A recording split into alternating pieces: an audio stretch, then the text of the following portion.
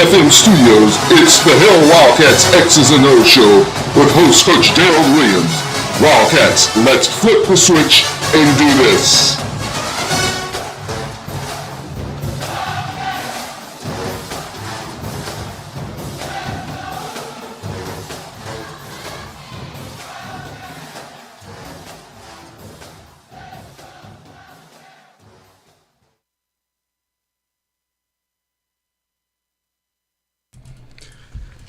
A very pleasant good evening, ladies and gentlemen, and welcome to the Hill Wildcats X's and O's show. Happy New Year to all those who we haven't said Happy New Year to. Our last time here was 12/29/2022, and at that particular time, we'll get to that. We'll get to that. You can't say it,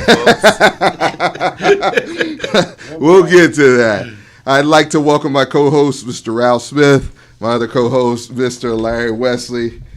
Guys, I'll start with Larry, and then we'll have Mr. Hill Wildcats himself, Mr. Jerry Bell, calling in here shortly. Ralph, as always, sir, how has it been? Happy birthday, belated birthday, just like to say it on the air, man. Thank you. Glad to have you here another year. And as you said earlier when we were doing our pre-show, just getting younger, huh? Just getting younger. Just getting younger. Yes, sir. What's been happening since the last time we've been here, Ralph? For you. You know, I was extremely concerned about some things that was going on, and here in the last week, I've been happy. I've been happy because... Don't say it yet, Ralph. Just say you've been happy. I've been happy. Tell me why you've been happy without saying it. How about that? Okay, I've been happy.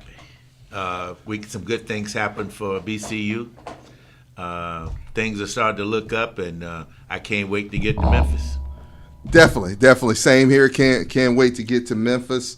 They're on Labor Day weekend, and enjoy those festivities and welcome our new look Wildcats. So yes, sir. Definitely. The professor. Well, guys, you know, I think we're all, if you're Wildcat Nation, you probably have had a very bumpy roller coaster of a ride. I keep going back to the fact that I don't know what week it was late in the season, guys, but I keep remembering that phone call we received from our new coach, who called in that night, not looking for a job.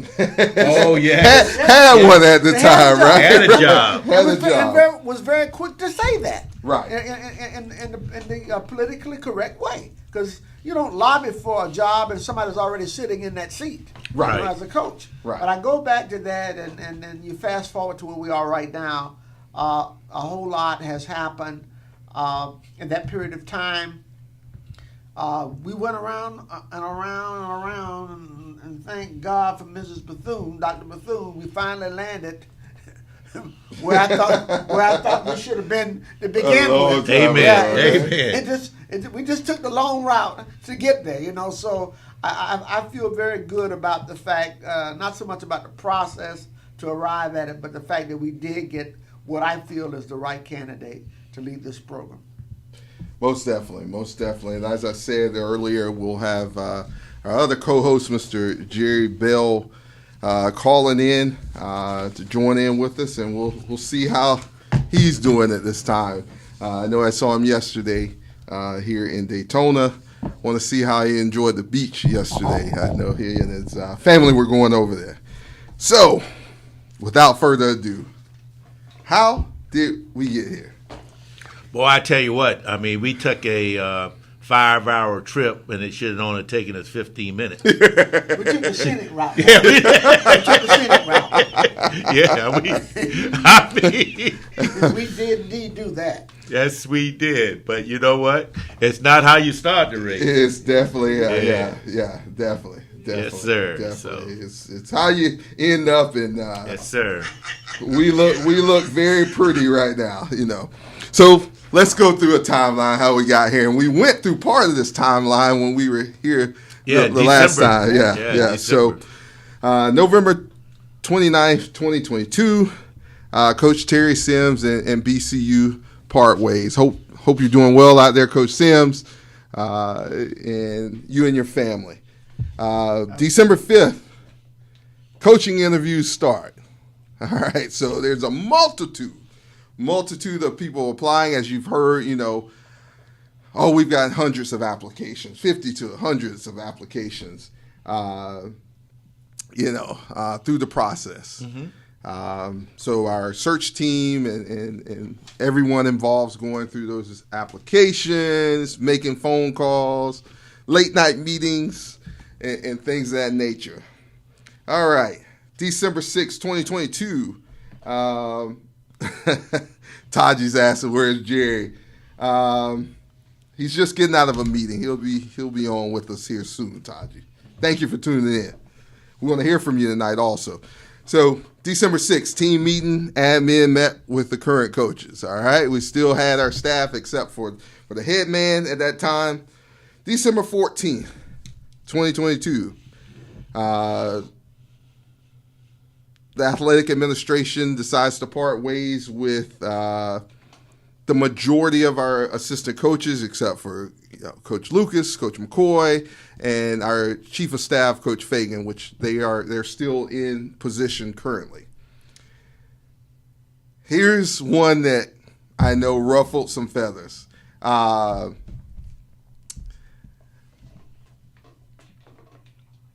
Early signing day. December 21st, 2022. Early signing day comes and goes. A lot of our players are in the portal, right? Yep. Very concerning. Very, very, very concerning. December 27th. It's like we miss those important days, right? Like we just missed those important days, just shy of those important days. So, December 21st, National Signing Day, right? Or early signing day. And at this point, Daryl, I'm saying to myself, we won't get anything done until we come back from Christmas. Because we missed the signing date, the school is closed, it's Christmas holiday. Right. So don't look for anything to start shaking free until maybe January 2nd or 3rd when we get back. Right. That didn't quite happen that way. No. Yes, Mr. Allridge, Coach McCoy is still at the as one of our assistant coaches, but carry on, guys. So that's when all the stress started to sink in, because we're saying, okay, now are we going to have anybody in that position for National Signing Day? That's what all the concern is, and our administration, it looked like they wasn't really keyed into what we needed to do, but I guess they were working behind the scenes. So they're working behind the scenes. Calls are going out. Some late nights, guys. But my thing is that you celebrate Christmas on the 25th of December. That the 27th comes up. It's a dead period. Right. Everybody's away from school, mm-hmm. and I'm thinking that let's enjoy the rest of the Christmas holiday. Mm-hmm. We come back to school in January, the first week in January. Let's pick up the discussions about a coach. But that didn't happen. We started getting leaks on the afternoon of the 27th, and by that night, it was Sports Center Central. It was all over everywhere. Right. So what Mr. Wesley's talking about, the professor, December 27th, 2022, the process goes, there was supposed to be a noon meeting with the football team. I got a call, like you said, that night, and then the next morning, it starts to really come to fruition. Then there's a meeting at 5:00 with the football team, and we all know that Coach, Ed Reed was named the 16th head coach at Bethune-Cookman. During that period, there were a lot of things that went on, positive, not so positive things that went on with Bethune-Cookman athletics, Bethune-Cookman as a whole. And we're not going to cover any of that. All right, we're not going to cover all that. We've been past there. There've been people on campus. There's been souvenirs and all kind of stuff. All right, so we're moving forward. We're moving forward, Wildcats. So then, January 20th, 2023, it wasn't the 21st. This was a Friday night. There was a email that comes out. Coach Ed Reed's foundation, the Ed Reed Foundation, puts out a statement that Coach Ed Reed won't be the coach at BCU. Can I back up one quick second, Daryl? Sure, yes, sir. What do you think if an announcement had been made as it was made on the 27th, and it was not a Hall of Fame athlete? Would we have missed some of this as far as the notoriety of the national media? I think so. If we hire, say, just you would have missed most some. of them. Yeah. Okay. Yeah. So there would have been a lot less hoopla around the hire. Exactly. Yeah. All right, so we go on. So that comes out the 20th, and then on the 21st, you get the farewell live on Instagram live. Coach Reed, Coach Prime. So all pandemonium. We're back to the pandemonium. We're back to everything just continuing to. I won't say go downhill, but be helter-skelter. Be helter-skelter. A lack of stability. Right, all the way around. A lot of our guys, and we'll pertain this is Hill Wildcats X's and O's show is about football, right? So we're staying on this side of the speedway, right? Exactly. We're staying on this side of the speedway. We're not going across the street, right? So things happen. Some gentlemen enter the portal. Shout out to all the organizations, including the football team, just all the organization who were out doing what they needed to do to help beautify the campus there. And big shout out. I hope that keeps on going. I pray that keeps on going. Exactly. Yeah. That should be a cultural kind of thing. Right. We love the school, right? We love the school. So February 1st. Let's go to February 1st. What do we know about February 1st? February 1st, National Signing Day. National Signing Day. And let's just say, so for me, and I can't speak for you guys, but I know for me, since November 29th, it's been a lot of restless days, a lot of restless nights, a lot of phone calls. A lot of lack of communication. Right. Which then causes people to come up with their own process stories. certain things in their own mind. Yes, sir. Okay. Yes, sir. They start making their own stories. With a process that didn't even, Exactly. This could have been cured, as we all know, exactly. a while ago, right? All right, so February 1st comes. We do sign a couple of young men, without a head coach. My thought process was, well, maybe they will name someone on signing day. And we all know what happens when you name somebody on signing day, because it did eventually happen. Yes. You name someone on signing day, then, okay, I'll fall off in there. That's where I want to go to. Now they have a head coach. Because I got texts. Now, I had a lot of friends who were considering their children, young men were considering Cookman. And, we wish them the best. They decided not to sign here, but we wish them the best. And we did get some of the ones who we wanted. So, no coach named on National Signing Day. There's a lot of work still going on behind the scenes to lock things up, and I totally understand, all right? You cannot stand another gaffe. Right. In this process. You can't, what's the biggest word? Oh, I hope the ink on the contract is dry, right? We always hear that. Yeah. We always hear that. So, past the first, we're still, in the waiting period. What's going on? phone's still blowing up. Like, how's everything in Daytona? I'm getting all those questions. I was asked, like, how's the Three Amigos talking about us here? Just various things. Still getting a lot of calls, a lot of questions. And then the panic set in. Like, rightfully so, though. Yeah. Are we about to screw this, like, royally up again?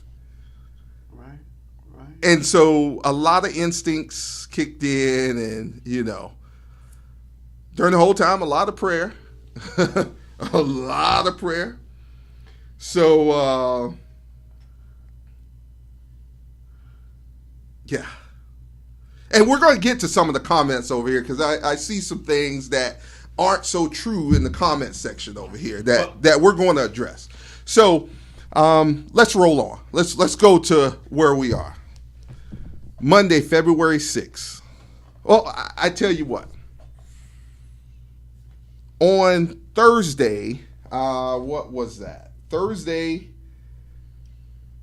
February 2nd.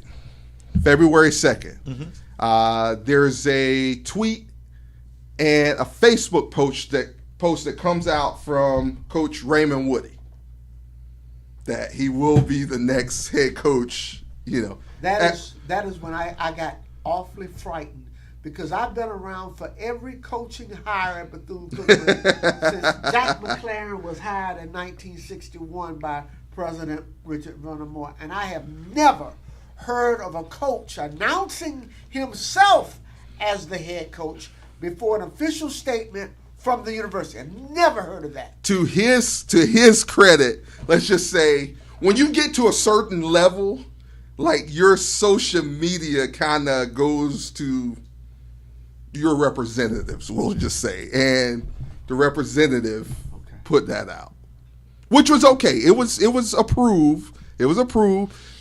At that point in time, the ink was dry. But then somehow it got quickly taken down. It got taken down off of Twitter, but it stayed on Facebook. It did. It stayed on Facebook. It did. Yeah. It did. Go through the weekend. Everybody's, you see again on there, pandemonium starting to set in. Oh, he took it down off Twitter. No BCU handle up there anymore. Well, just calm down. They haven't seen anything on an official document that makes it fairly official. So that's why you had a lot of the pandemonium, because people are asking, is it true, or is this a gag? Right. Jerry, what do you think of that, man?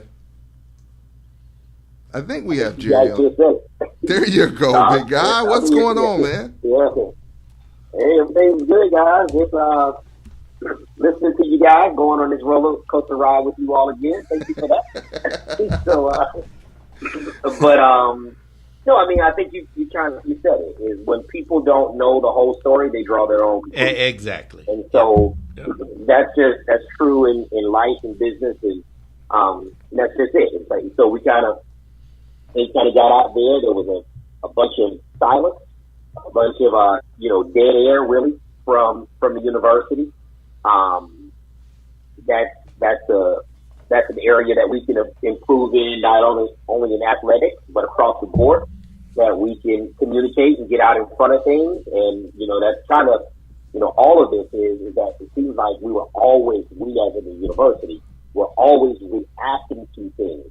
And because we were reacting to things, by the time you even put the truth out, folks don't even believe you anymore. Because it seems like you're just kind of making up an excuse, and you're trying to fill in the gap after the fact. When, for people who have their ear to the ground, a lot of these things you knew, and you knew things that were going on in the background, and kind of knew things that were causing pauses, you knew things that were kind of pushing things along, but we're not out in front of it controlling the narrative, so we're just listening to everybody in America draw their own conclusions. Definitely. If you're reactive, you're chasing. Okay, you're constantly in a race. Right. And I don't recall a time for as significant a hire at this college in its history. Certainly I wasn't around when they hired Coach Bucky Matthews, but I did attend Bethune-Cookman like you, Ralph, with Richard Vernon Moore, And we know he always controlled the narrative. Exactly. He was always a proactive kind of person. See, I see about controlling the narrative, though. I think our issue is we're waiting for someone else to take the lead, and some people, the people that should take the lead, are reluctant to take the lead. Because ordinarily, you would think that the president would tell the AD to take the lead, but the AD is not quite sure should he take the lead. And so you got a lot of confusion going on, and people getting upset because they don't know what's going on. Right. And you might be able to say that the president doesn't know whether he can take the lead. Right. Because he's the interim president. Yeah, I didn't want to say I'm that. just admitting. But that is the truth. Stay on this side of the street. We're going to be on this side of the street now, but we got to speak factual. No, we definitely, we have to just stay on this side. But it is a cautionary tale going forward, all right? Right. We kind of tracing how we got here, and what we're saying is we have to, we got our guy. I think I'm jumping ahead, but we got our guy, and now we want to make sure that we are out ahead of things. We do see. I see in the comments, yes, Brian is the man. We do have some people in the athletic department who can help with that. And so let's hope that we stay out in front of it. But I don't want to get out too far ahead of you. So you're right where we're going. So on February 6th, 2023, which is this past Monday, Coach Raymond Woodie Jr. named the 16th head coach of Bethune-Cookman University football. I'd like to definitely welcome Coach Woodie back to Daytona Beach. Very, very, very warm welcome. Hospitable welcome, and for everyone who's listening and who's not listening and who is going to listen to this later, we got the right guy. You got the right guy. We do have the right guy. So I took a little heat for this and I never, the people who know behind the scenes things, but Ralph, go ahead. You can. Well, and I had this conversation with Jerry. Ordinarily, I don't think that an alumni we don't necessarily need an alumni to lead the school. Right. But in this particular case, that's different. I didn't say that, by the way. But this guy is probably has the most experience in terms of coaching than anybody we've had. In a long time. So this case is different because he got that experience that we need to pull us out of this hole. Definitely. And I think that's what's going. I'm pretty sure. I don't think it. I know that's what's going to happen. Let's get to know Coach Woodie real quick. Okay. Hailing from Palmetto, Florida, down on the west coast of Florida. Went to Palmetto High School. After leaving Palmetto, of course, came to Bethune-Cookman University, was a standout, or Bethune-Cookman College at that time, was a standout outside linebacker here at Bethune-Cookman, and played, he was here from 92 to 95. He earned GTE Academic All-American while here, and also 1AA All-American and first team All-MEAC during his final 2 seasons here at Bethune-Cookman. And every time that I spoke with, Coach Woodie, even, during his whole tenure at stops at other places, Bethune was always home. Went on, left Cookman, and had a couple stops in the CFL and places of that nature until he was injured, and then goes into coaching. Goes to Bayshore High School and was a high school coach down there for 13 seasons. All right? Let's follow along this tree because it's important to those who don't know the name of Raymond Woodie. Youngest high school coach in the state of Florida. Yes, youngest high school coach in the state of Florida. Youngest high school coach in the state of Florida.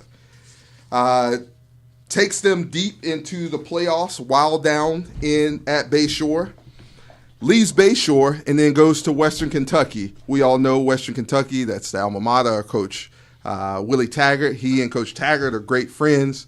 Pretty much grew up in the same area in Palmetto. Leaves Western Kentucky, and then where do they end up? University of South Florida. University of South Florida. University of South Florida. At the time, while at the University of South Florida, was the defensive coordinator at South Florida and began turning out numerous athletes into the NFL. All right. Jerry, you got anything before we move on? No, sir. You're on it. I'll say this one thing. We talked about Palmetto. When he was at Palmetto, high school, he helped build a field house there that was, this was back in the late 90s.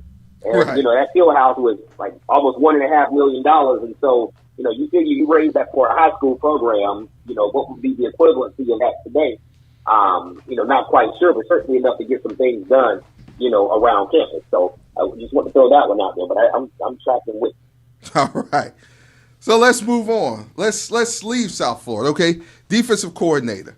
And during that time, and they still do, during that time, USF was playing some big-time teams. Exactly. Yep. They were definitely playing some big-time teams. Well, Okay. Won 11 games. Yes, definitely, They were definitely. Top 20 in the country. So what happens?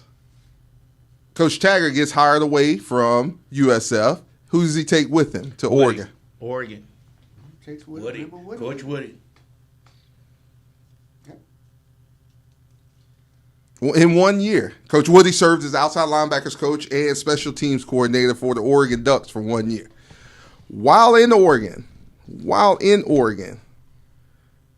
started becoming one of the best recruiting coordinators in the nation. One of the best recruiting coordinators. And we'll cover that a little more down our timeline. While, and this is to go to some of those questions in the comments over there, we're asked about resources. Who knows who Phil Knight is? Nike. If you wear Nike, Phil Knight, you know Phil Knight. They stand next to each other at the fax machine when recruits are signing their LLIs. They're on a first name basis, still to this date. Okay, let's move on. All right, they stayed 1 year at Oregon, and then Coach Taggart lands his dream job at Florida State. Comes in, helps with the linebackers there at Florida State. And contrary to what's being put out there, there's a lot of stuff in the background that did not bode well for Coach Taggart and that staff. And you're talking to a Seminole. That they inherited from Jimbo Fisher. Yes. Yep. And that staff. Yes. When some people went on to other jobs, it was at that point in time that hire became a not so good hire up in Tallahassee. Yep. And a lot of things started happening. Eventually, they were let go from there. Still put up big numbers there at Florida State. Had an opportunity to win a lot of games there. But because of some stuff going on behind the scenes, it just was, it just didn't happen that way. We'll put it like that. While at Florida State, became still one of the top recruiting coordinators in the nation. One of the top recruiting coordinators in the nation. At a Power 5, all right? Oregon is also, but, we know because that's, the closest school to us, Power 5 school to us right now. Mm-hmm. All right? So they leave Florida State. Out of a job, 2-3 months, if that. They land at FAU. On the heels of Lane Kiffin. On the heels of Lane Kiffin. Going to Mississippi, right? What was Coach Woodie's title there at FAU? Associate head coach, outside linebacker, and recruiting coordinator. in paradise, right? That's what we call FAU. We know we play FAU. You know, Raton, where all the money is. Yeah.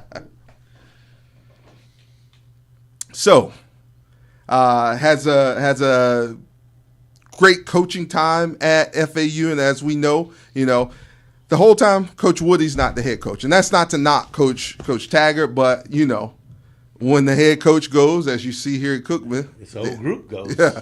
That's the way it goes. Package deal. That's the way it goes, and you roll with the punches. And it worked out for Bethune-Cookman University because at that time, this was a long process, fans. This was a very, very, very long and tedious process.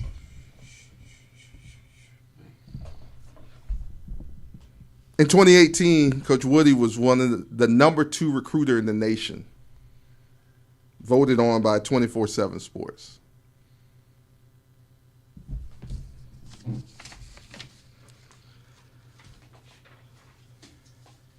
So we talk about resources. Let me just cover that again real quick. We talk about resources. The Tony Dungies, the Leslie Fraziers, the Doug Williams, and for all our younger fans, Plies. When you talk about resources, it's not just about who you know. It's the type of person you are. Pretty much. So the resources are going to come. They've already rolled in. If you watched the press conference yesterday, when in the history of a press conference for Bethune-Cookman have you seen money being donated at the press conference? Unusual. But we have hired a coach that's probably at the top of his game, and he knows a lot of people. And he has a lot of experience. So naturally, people are going to want to get behind that. So I'm not surprised. I'm not surprised because people are going to want to attach themselves. Right. And see, that's what that concerned me about the other guy. People are saying, "Oh my God, the sky is falling," but no one knows what the other guy was going to bring to you. Nobody knows that. They just looking pie in the sky. Right. They don't know what's in the package. With Coach Woodie, his resume is all laid out there. So I mean, you don't have to wonder what he's going to do. In the age of the internet, all you have to do, if you go to the FAU profile, just Google. It's all there for you. It's all there for you. And facts. I mean, and I'm not knocking the other guy. I'm not knocking him. Right. But I'm just by all saying, means, we wish him the best. Exactly. I don't knock anyone, but I'm just saying when you look the at method of work, shows for itself. Exactly. When you look at what the work he's put in, you can thinking, well, damn, how did we get him? Right. How did we get him?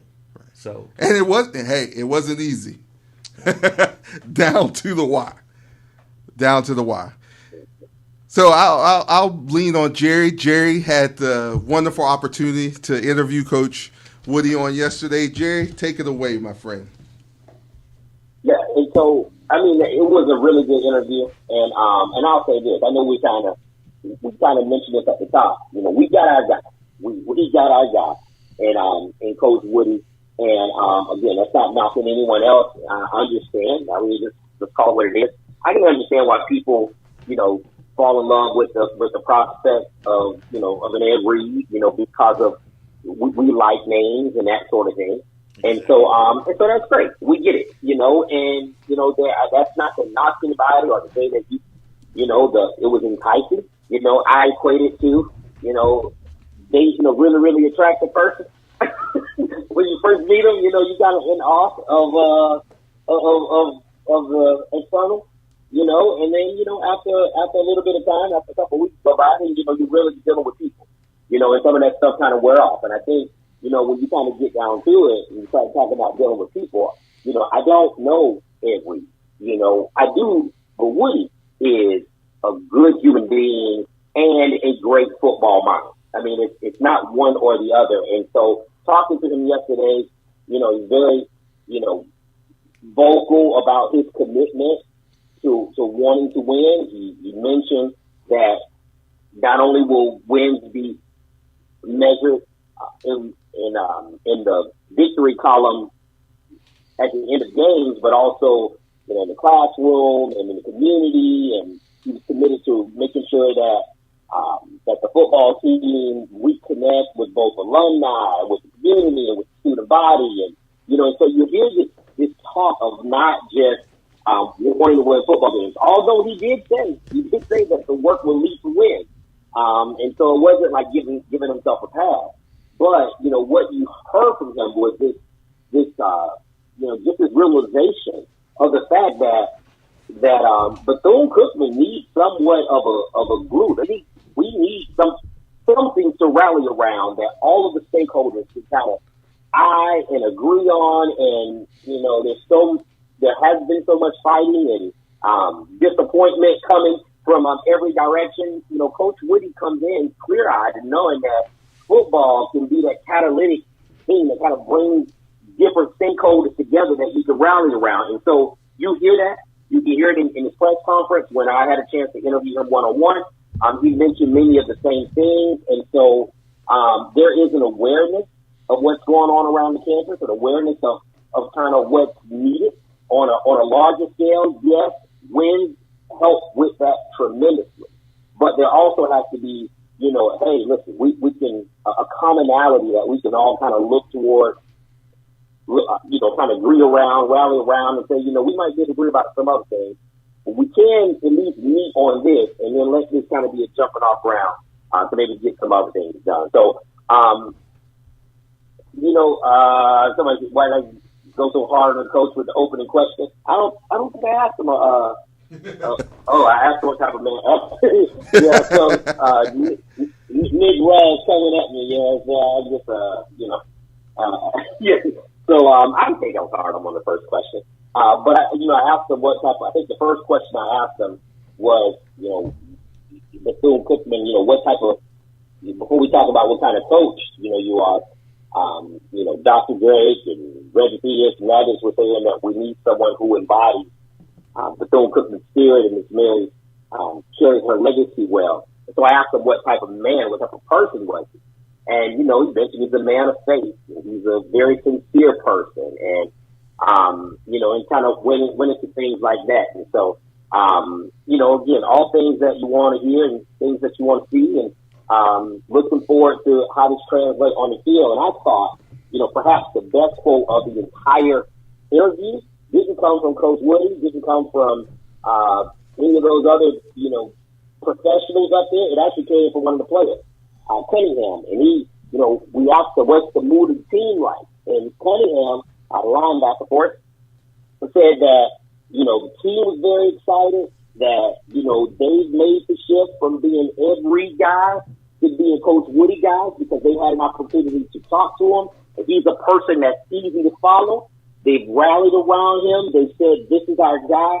And when he made a statement, I may not say it exactly the way he said it, but he said he's excited that the train is back on track, that the train is ready to get rolling, and now we have a conductor who can lead us. And we're just ready to follow. It was a great statement, and just kind of letting you know that only in a few days, Coach Woodie has come in, galvanized the team, and they see this guy as the conductor that can lead this train forward. So I thought that was the best comment of the day, and that made me excited to say the players are behind this guy.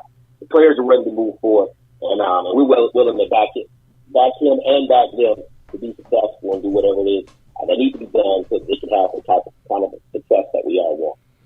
Most definitely, Jerry. What would you say after the announcement came out on Monday?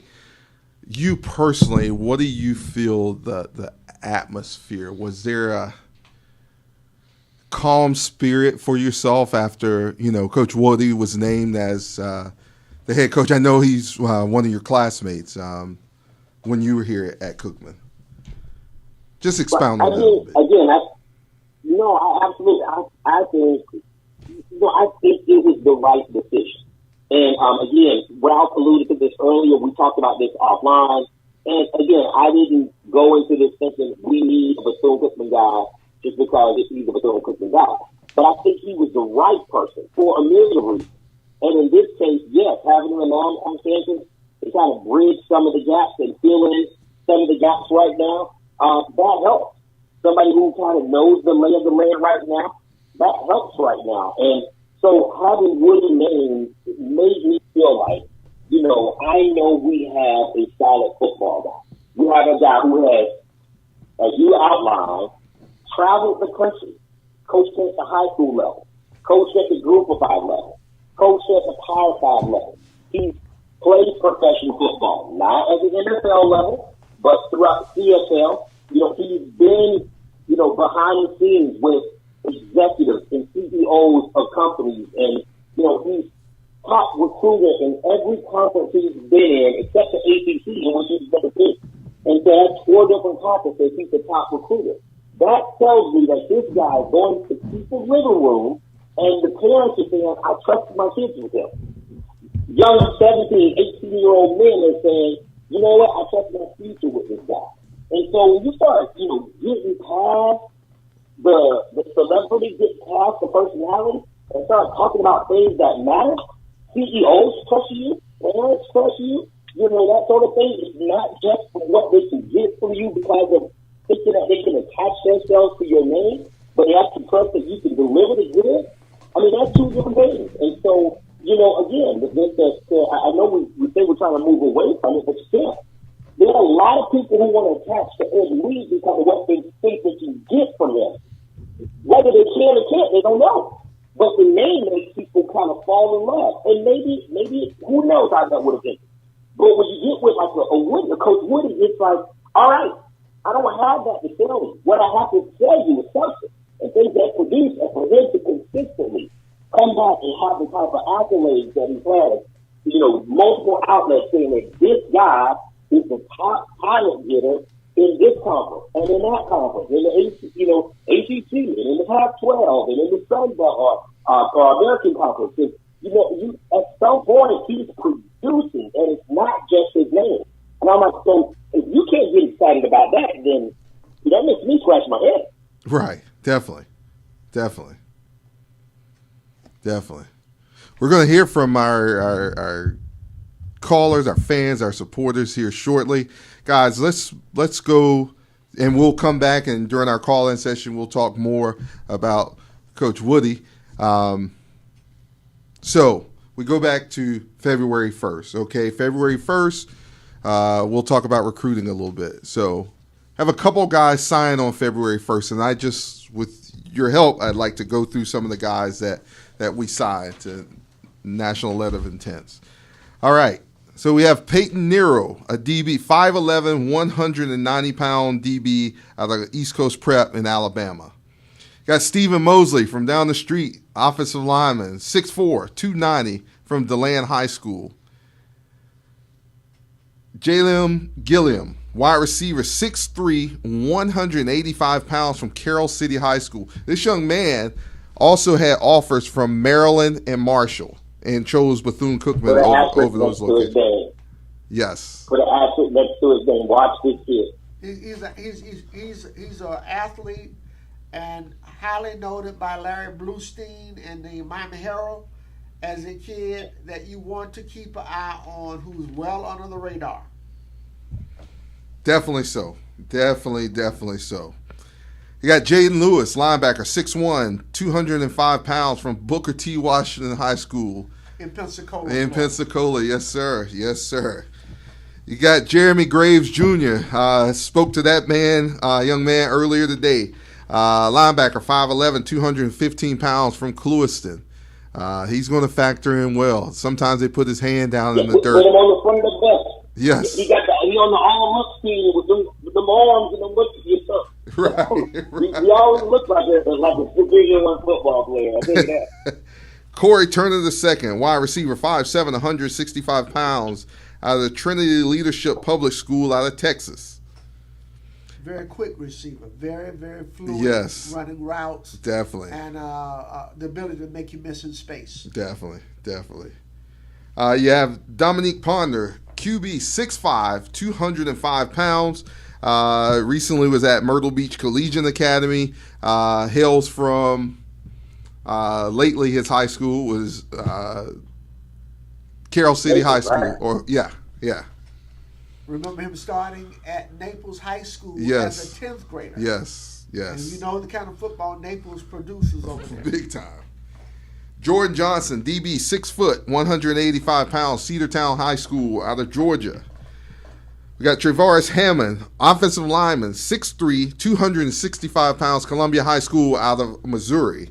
Malik Stennett, linebacker, 6'1", 215 pounds. Young man comes all the way from Desert Pines High School out of Las Vegas, Nevada. Xavier Washington, quarterback, 6'2", 190, Tampa Tech. Led his team to the state championship playoff 2 years ago. Yes. I know Travis Rowland, Coach Rowland from Maine. I know he's in the chat right now. What's going on, Coach Rowland? This kid, this Washington kid, in the 7-on-7 first in the summer, Tampa Bay Tech, everywhere they went, they were one of the 2 or 3 best teams everywhere they went. This guy right here, you talk about somebody who can swing it and an athlete. I would not be surprised if he competed for the starting quarterback job. I wouldn't be surprised. I'm not saying he's going to. I wouldn't be surprised. But wouldn't be surprised. Not at all. That's wow. You got it.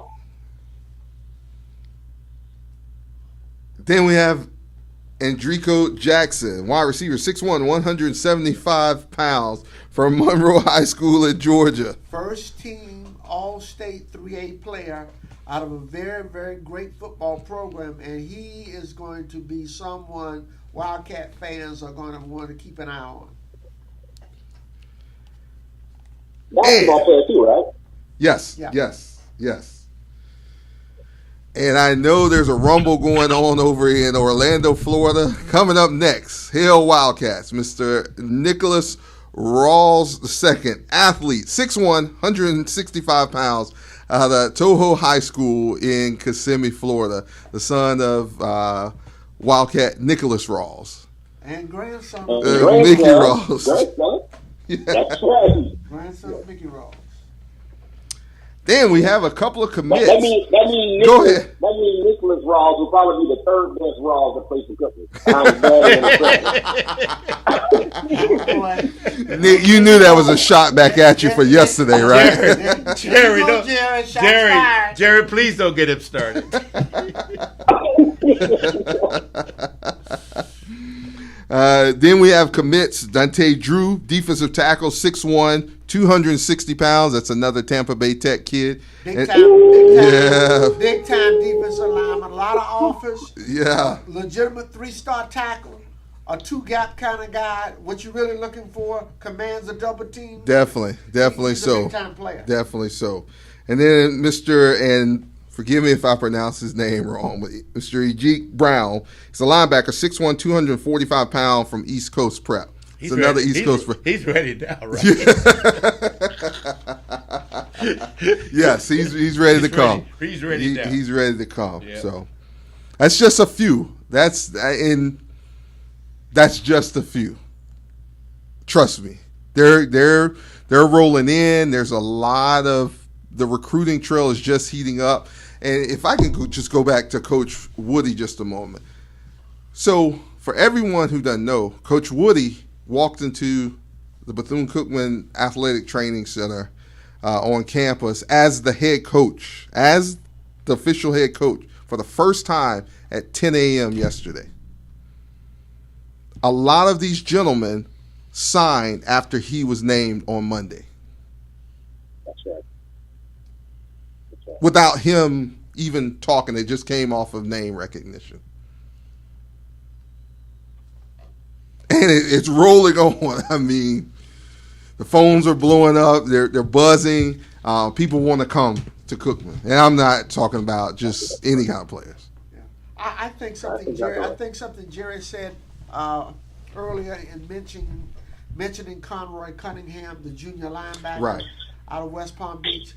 I think from talking to a couple of players that I know on the team, they're ready to be led. They're ready to be coached hard. Yes. There's a buy-in here. And this team is not devoid of talent. There is some At talent all. at Bethune-Cookman. You know, there's no doubt about that. And, Yes. and so the right conductor comes in with the right staff. We'll see what happens. Oh, But the train is the whistle is blowing. Yeah, the whistle is blowing. So, a big question that I know a lot of fans want answered, and the reason I made the point about Coach Woodie just getting into the office on yesterday, and he's been rolling. He's been rolling since he walked into the office, went from saying hello to the team, to the press conference, to straight back into work. A lot of people want to know about assistant coaches. A lot of people want to know about assistant coaches. Guys and ladies, you do not coach on the Power 5 level and not make friends who, want to follow you. Got a network. Yeah. You don't get to those places. I mean, we're talking about someone who is connected with, and I'll just throw the name out there, connected with the Harbaugh brand. If you don't know what I'm talking about, go do some research. Go do some research. And your trails will take you through Western Kentucky. Yes. Where the father of the Harbaugh brothers coached. Okay? Yes. See, I think the information that we have shared thus far, for those people who were sitting on the fence, now they get a better view of what we got. And If they listen, like you said. well, I mean, one of the things you can't do, you can't make people Right. listen. What you do is give them the information, and Then you see the results. exactly. You give them the information, and then you can't force anybody to accept They anything. have Right. to filter through it Yeah. Yeah. and make their Yeah. own determinations from But that's what this program is doing tonight, is giving those people the information, and then we'll go from there. I see over here when our listener says Charlie Strong's available. Please know, Coach Woodie will make the right decisions for assistant coaches. Of course. Give him a little bit of time. Yes, we're behind the 8 ball, but he does owe the players who are here right now. That's who he's meeting with first.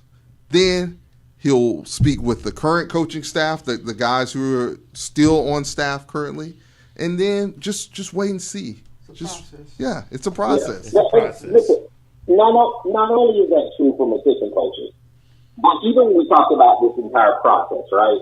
It's like, we missed the early signing period. We missed the sign, we missed signing it. Listen, we're not trying to name a coach so that we can just hit all the, we're not just looking at the 2023 season. You're trying to hire a guy that's going to be right for the long term.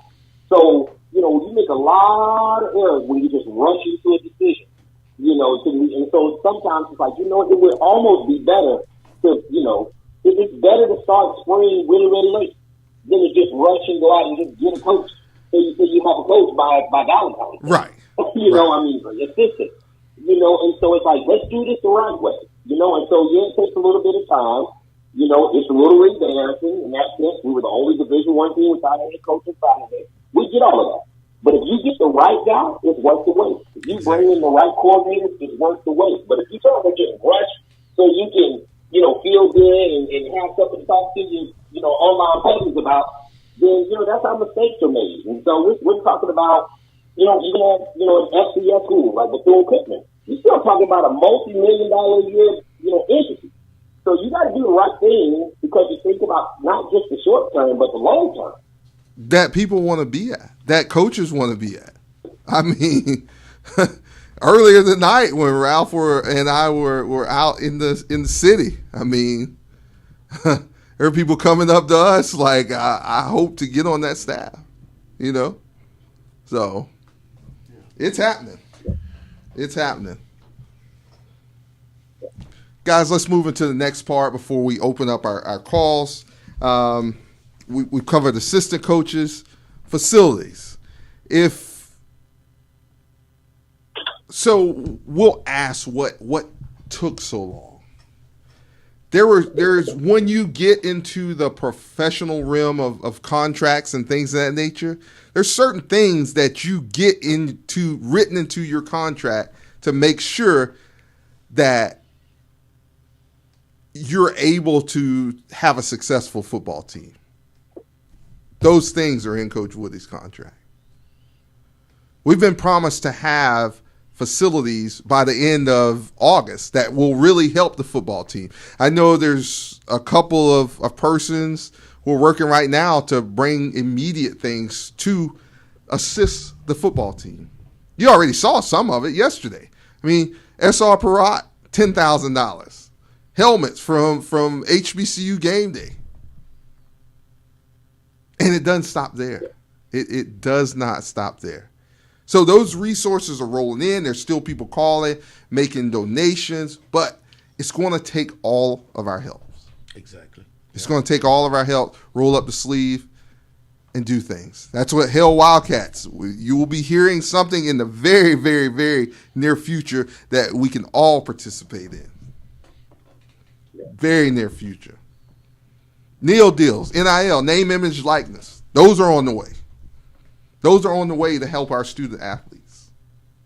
You can help with that.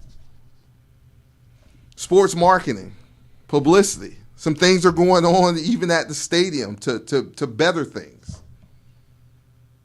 Publicity. Go buy that paraphernalia. Walked in the bookstore earlier today. Walked in the bookstore earlier today. And they have new gear in there. There's a lot of work going into bringing more paraphernalia, not Bethune-Cookman paraphernalia, not just into the bookstore, but all around Daytona.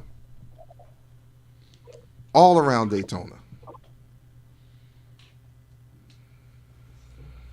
What should they do next, Ralph?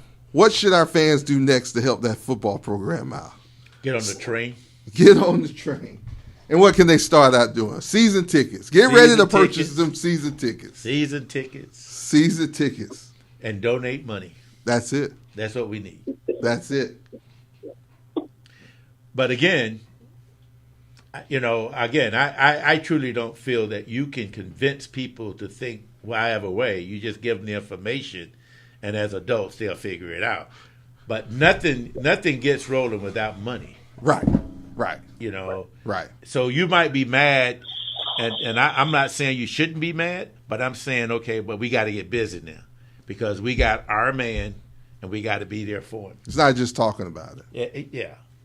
It's not getting on Facebook and saying what should have happened. Well, make it happen. Yeah. You got to make it happen. So that's where we're at. What about fans attending games, home and away? If you don't buy season tickets, what's available? There's single game tickets out there, right? Sure it is. I mean, Bethune used to always give, they called it, I can't think what they used to call it, but there was a package. The hookup. I mean, you can get 5 games for $100. The hookup. So great package. That's a great package. Just for homecoming alone. Yeah. It's well worth it just for homecoming alone. It sure is. Yeah. If you want to be on the home side, right? Exactly. But you can't wait a week before homecoming to try to get on the home side. Most of those tickets are gone. But season tickets, to me, that and the hookup is the best way to go. I'm seeing over here that, a whole lot of talk but no action. Well, see, remember I said some people, regardless of how much information you give them, you're not going to sway them one way or the other. So that's not who we're looking for anyway. Yeah. We're looking for the people who's going to do something. Who want to be here, who want to roll up their sleeves and help. Yeah. I mean, nobody lives in any perfect situation. A perfect situation, we would have hired a coach back in December. He'd have been signed and everything would have been perfect. But it didn't happen that way. So we can't sit here and talk about what should have happened. We got to talk about what happened. Let me ask you, is there no action going on, even if it's behind the scenes? Of course, there's a lot of stuff going on. I mean, you can't tell everybody every single thing that's going on. because nobody can do that. Nobody lets you know everything. Right. But you just got to believe it. One of the things I think that might be generating a possibility of generating some of the malcontent and disappointment in the process, and this is something I hope all people in Bethune-Cookman or the Wildcat Nation understand. Even to the success of Coach Woodie, there are a lot of people on the internet posting, let's hit the transfer portal, bring kids in. We still have an infrastructure problem at the college. Right. A lot of what went on at homecoming, much to the chagrin of alumni who came back, right, trying to park, not being able to park. Don't get Ralph started on that. That's infrastructure, and that's important because those are the same issues that will make a good football coach look bad. Right. So those things, a lot of that begins to get addressed, and it has to get addressed. It is being currently addressed. It hadn't been put out in the open, but I know for sure that is being addressed, and it has been addressed in the last 24 hours. Listen, that's right, because we want to buy season tickets earlier than the week before the season. Exactly. Thanks, Jerry. Give us the package. Yes, let us know. We're ready to spend money. So that is a major. That's one of those behind the scene things you don't see, but it has a direct and profound effect on how a football team or an operation, like an athletic department, moves or does not move. And those are some areas that we used to be much better in than we currently are right now, for whatever the reasons are. Definitely. Right. To that point, soon there will be fundraising initiatives that will be launched.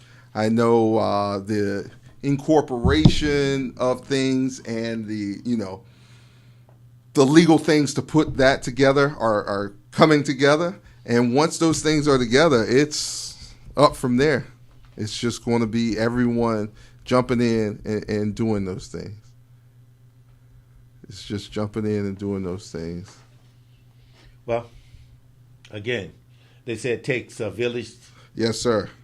Yes, sir. And we've got to heal. There's a lot of hurt. Yeah, you're right. There is. Okay? There is. There's a lot of hurt and there's a lot of mistrust. That's true. That's true. And that's not going to happen overnight. Nope. It's not going to happen with lip service. Right. People want to see things happen. Got to see it happen. Right. Definitely.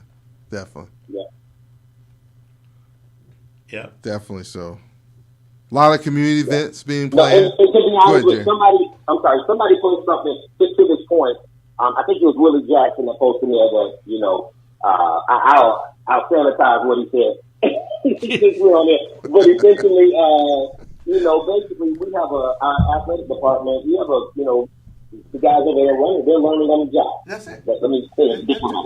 They're learning on the job. And so it is hard to learn how to run a Division I athletics program on the job. If you haven't done it before, if you haven't been in it, you can't fake it. No, you can't fake it. You can't fake it to make it enough. You can't fake it.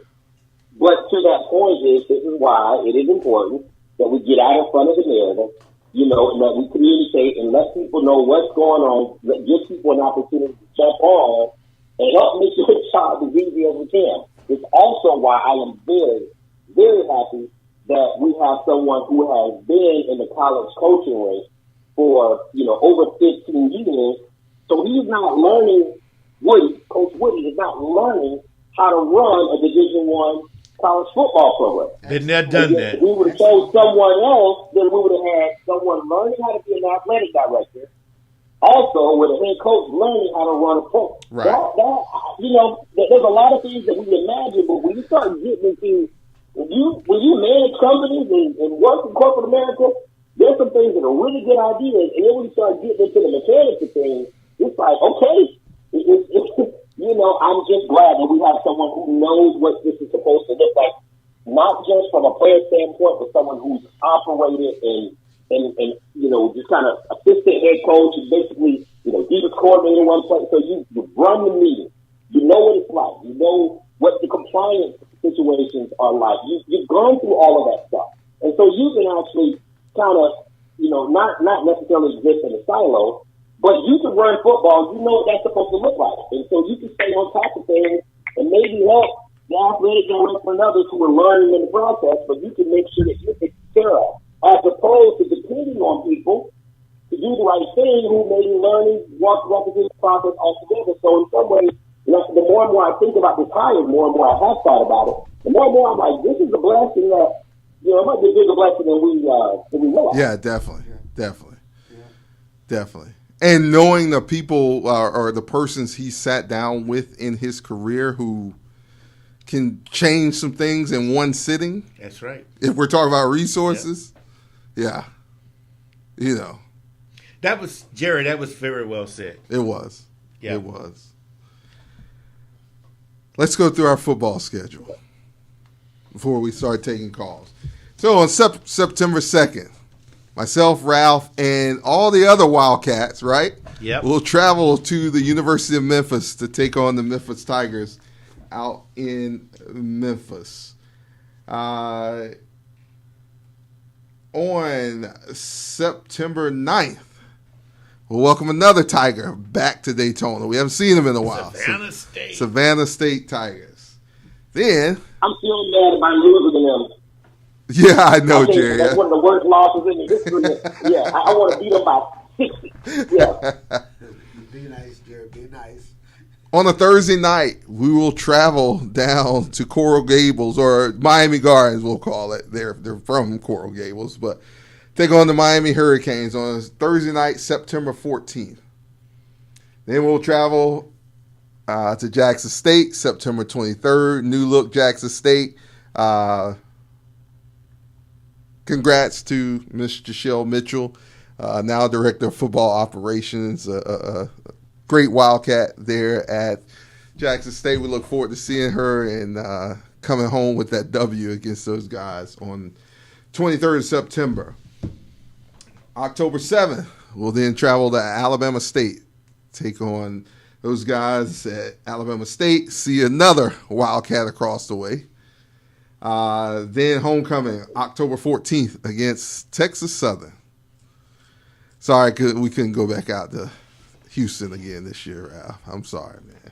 We owe them guys, man. Yeah, we do. That's probably going to be the preseason quarterback of the year going into the conference. No, he was in the transfer portal, right? Andrew Battle?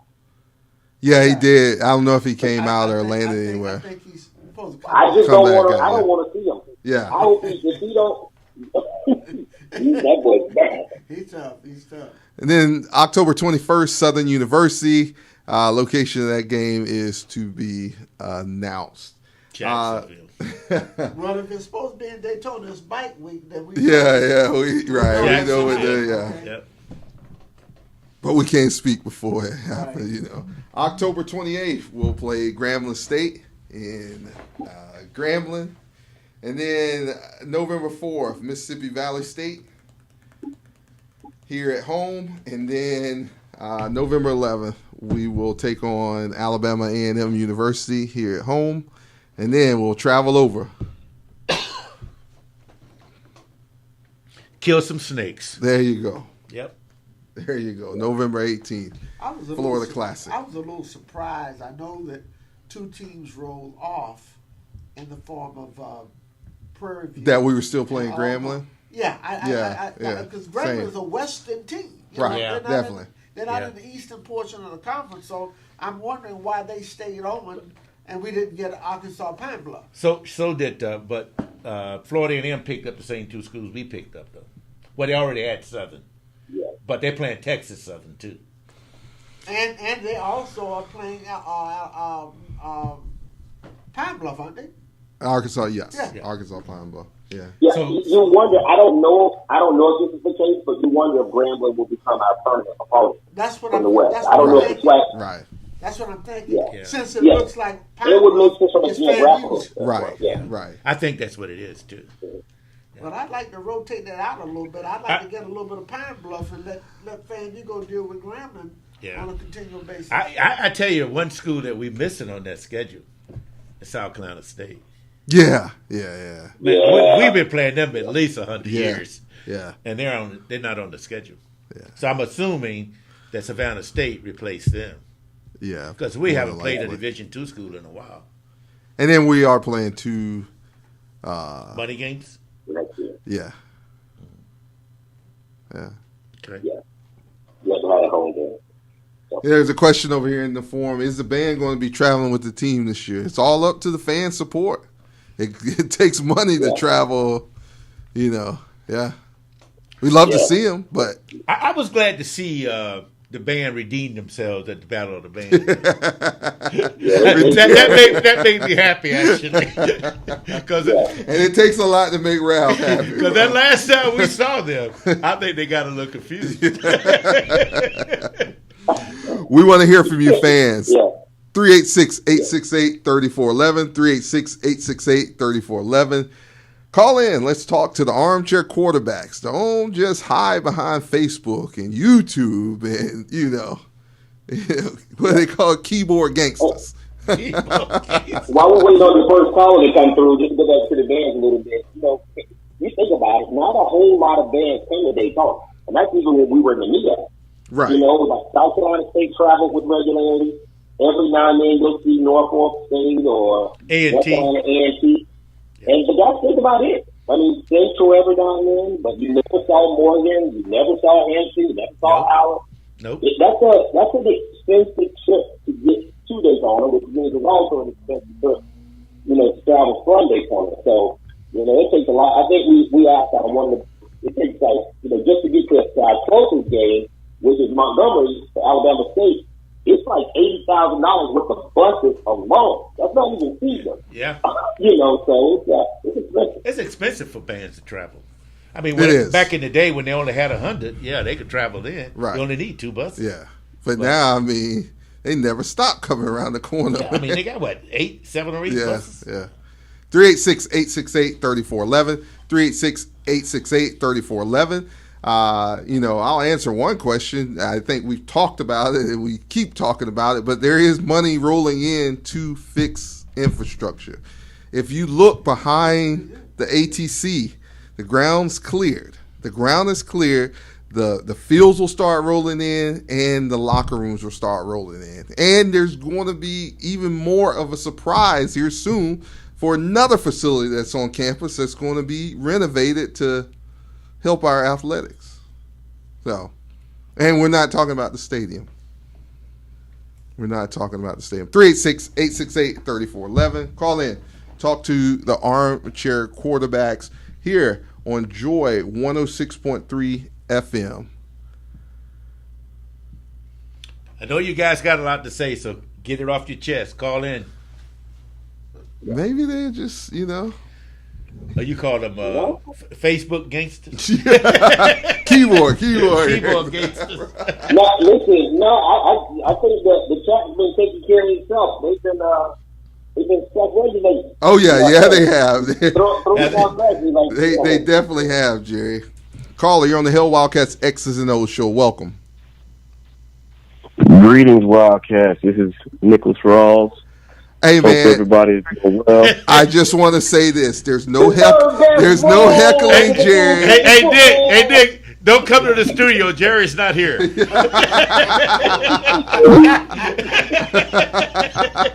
I think you got hung up. That didn't happen on purpose, big guy, man. Hey, hold on. Let me say this. Y'all know, Nick would have passed the brown paper bag test, back in the Howard days. I would have never, passed that. I would not have been able to attend the HBCU back then up north. So yesterday I see Nick in Daytona. He bothered me by going to the beach and getting his hair. So, I had a little bit of get back in the sun. Right. Right. Okay, you're back on with us, Nick. Sorry about that, brother. Good evening. It wasn't personal, brother. I figured old Jerry did it. I figured old Jerry, he'd have pushed that secret button. Hey, man, he's not too far from around you, man. I would just, That's all right. Hey, Jerry gonna buy my season tickets this year. All the trash he talking about me. I ain't worried about y'all. Hey, I just want to call in and say, man, that this coming from a former football player, that there are a lot of us that are really excited about finally having a leader in place. And heard somebody say earlier that it ain't always got to be about a Wildcat being the leader. But I think the current state of our program, having a Wildcat, especially one with such a resume, is going to be huge. I think it'll pay really big dividends a lot quicker than folks will realize as well. Definitely. I totally agree with you on that, and that's the way it's trending. And, I know you and I know that all too well, and see the things that are happening and very happy. And we just hope that, the rest of our Wildcat Nation joins us in making those things come to fruition. Definitely. We've got just, like you said earlier, you can't tell everybody everything, but just know that we've got buy-in from the city. We've got buy-in from so many different folks that have just been on the outside watching for years and years and years that just don't want to, they ain't watching no more. So, Nick, Coach Woodie's going to have a lot of support. I think you can say this, maybe not tell the source or anything, but what's on the way to Cookman right now for the football team? Well, I think you guys talked about it a little bit earlier. That practice facility is going to be taken care of, and it's not. And it is one of the good things that came from that the coach that was there before. One of the good things I would say is that it kind of forced some things into light, forced some folks to be accountable for the things they need to be accountable for. So one of the things I loved that I heard Reggie Theus say was he drew the line and said, our turf field is going to be ready August. That means that our kids are going to have a field on campus rather than to have to catch a bus to drive 20 minutes or 30 minutes away to practice. There's going to be some big potential upgrades to our home stadium. And the infrastructure out there and the parking out there. The city is just waiting, has just been waiting. And I think a guy like Raymond Woodie he's going to walk into the doors seeing way more support than he probably could have imagined. Definitely. You got any supplements or any cleats or anything headed that way? Something? Yeah, we football group, we've had a group of guys that have come together, and any old school Wildcat football players that are on the line, my name is Nicholas Rawls. Please inbox me your phone number because we need you, period. But we have already had a huge donation of supplements dropped off for the kids. We are working on an additional, and here's the thing, that old narrative about the cleats and stuff, that ain't all true, guys. I want to put that out there. But we have had several folks in distribution to say that they want to donate additional cleats to the program. We're working on sports drinks. There are so many things that have just been open because fires have been lit.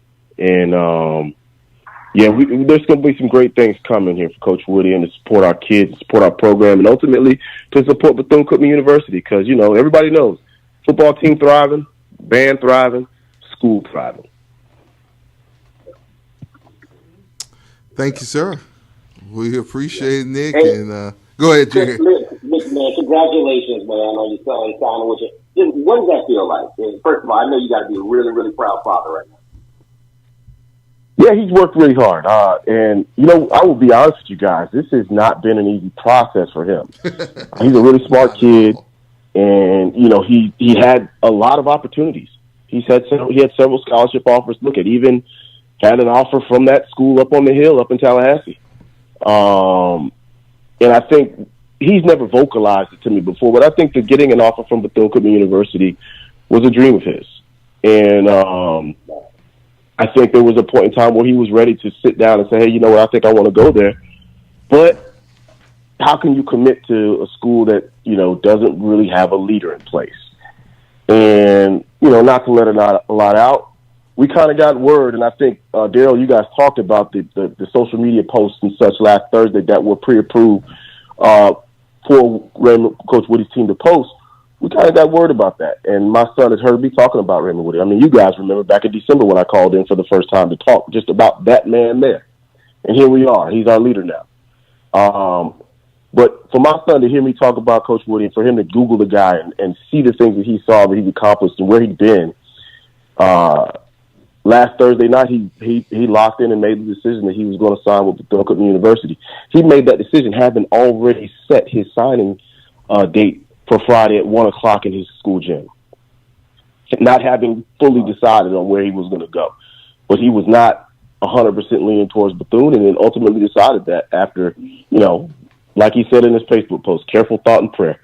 But yeah, we're definitely proud of him. Happy for him because his goal was to go, continue his higher education in college, but also to play football. And he wanted to do it on scholarship. And he achieved all those goals thus far. And now it's just what's next at the next level, right? Definitely. So Nick, so that means that you're going to have to start traveling to more games. Am I correct? Yeah. I mean, I'm kind of around though. I went to a couple of away games this year, and I really didn't miss any home games this season. I find my little spot up in the top middle and just kind of stay right there in the corner, or maybe I'd be downstairs and on the side or something like that. But yeah, we were at a couple of away games this season, and it's funny because, speaking of my son, Alabama A&M invited us out to a couple of games, and we ended up going to one, and that was the game, their homecoming game against Bethune-Cookman University. Right. So we were sitting in the home side watching the game. Well, let me say this, though, Nick. So when you get ready to travel this year, I want you to look up Hale Wildcats. It's Let's Go Wildcats, a subsidiary of HaleWildcats.com. Let's Go Wildcats. Oh, don't worry. We'll, Nick, I got your number, bro. We got a seat for you, brother. Yeah. I want to see what that bus trip be like that y'all talking about all the time, man. We got a seat for you, brother. We got to graduate you to the back, bro. You can't come back. Jerry is holding Sunday school up front. Yeah, you probably need to bring your ID and everything, bro. Tell you, I've not been on that, but get you some holy water. All right. Indeed, man. Indeed. Well, Nick, we're definitely excited. Yeah, like I said, I want the world to hear this because there's a lot of different folks that are listening. Wildcat football players are excited about our new leader. Definitely. We are motivated. We are getting organized, and we have a fire up under us, and we are trying to build something that's never been built from a former player's perspective. We are organizing to put something together that will be long-lasting to support our program, support our players, and to ultimately support our institution. Hey, Nick, real quick, thank you for that. Real quick before we get off, and you can speak to this a little more than I can, but, there's some questions over here in the forum about the stadium upgrades and things of that nature. Who's taking care of those upgrades? So, based on what I'm told, is that the city obviously has different funds that they make money off of annually. And they have those funds that go into a pot. And those funds are utilized. They're allocated to help support infrastructure, to help support parks and recreation, to help support the police department, the fire department, and things of that nature. And that is, from what I've heard, one of the funds that they're going to use to assist them with making big-time changes to Municipal Stadium.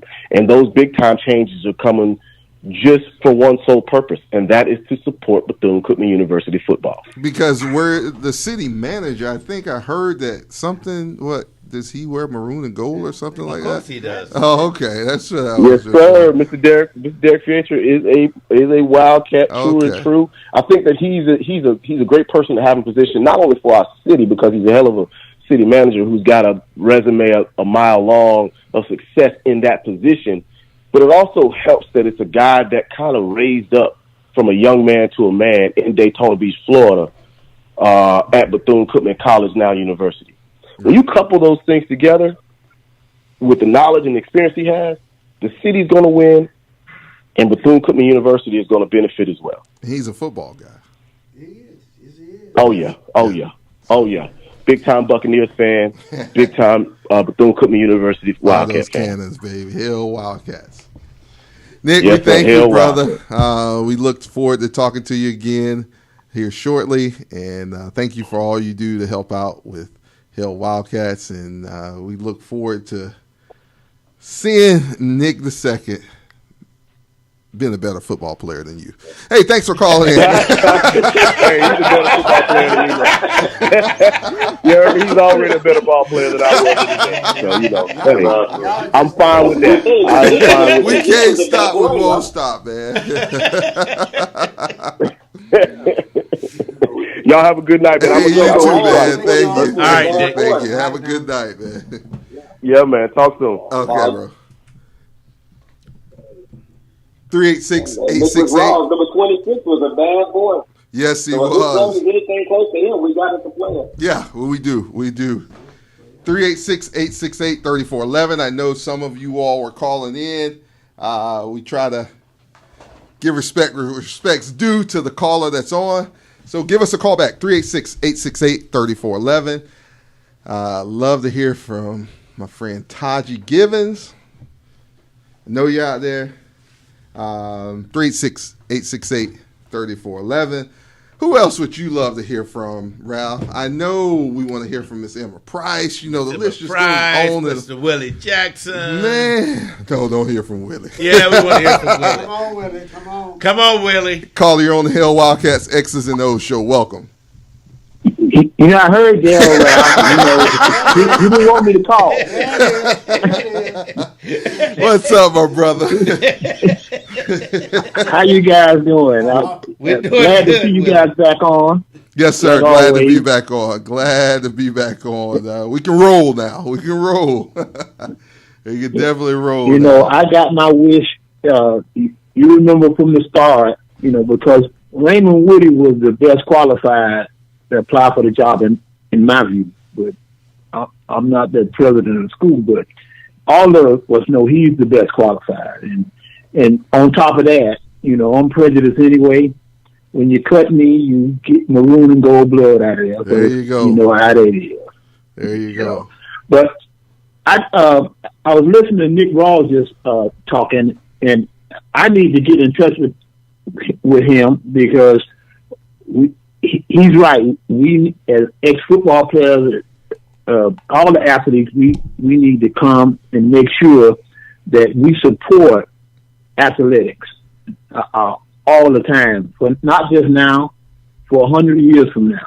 So we need to get that started and going. We got some things that we're working on now, and I got to reach out to him to kind of like, you know, we can group together and see what we can do. Definitely. But I think We'll make sure everybody's you happy get his number. that we got We'll our make sure. coach, and now we got to move on. Definitely so. Definitely so. Now, you know, I got my list. I know you guys were talking about this. I'm not going to take too much. The tickets and things like that people should Right. buy. And everybody said, well, they want to sit on the home side. Well, we should sell the whole stadium out. It's our home field. We don't have a home side. We can just sell it all out. You're absolutely right, Willie. You know, like, you know, the hookup package Ralph mentioned. Before the cease and desist deal, we used to buy 20 to 25 hookup packages. And a lot of people just came to homecoming, and we just gave our tickets away. And this year we got 25. We're going to buy 25 hookup packages this year, I think, for our group. And we got our travel. We got our schedule too. We're going to Memphis, Miami, Montgomery, and somebody told me, I don't know who told me this, but the Circle City Classic is getting a game too this year. I don't know who they're bringing, so y'all be looking out for that. So we'll be the either Jacksonville or Indianapolis. So that's our schedule. Willie, you know, last year the Circuit City, they didn't have a football game. They had what you call Battle of the Bands or something. Yeah, I don't know what it is, but maybe Indianapolis giving some more money back to them or something. But they need to bring us up there. I enjoyed it last time we went there. I'm not laughing at you, William. This comment section over here. Definitely. But I tell you what, we'll be in Memphis with you guys. So looking forward to seeing you, my brother.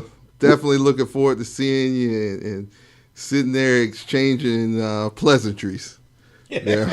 All righty then. All right, man. Willie. Thanks for calling in, And Willie. listen here. Yes, sir. I'm not gonna ride on y'all bus. I can tell you that. How come? There you go, Willie.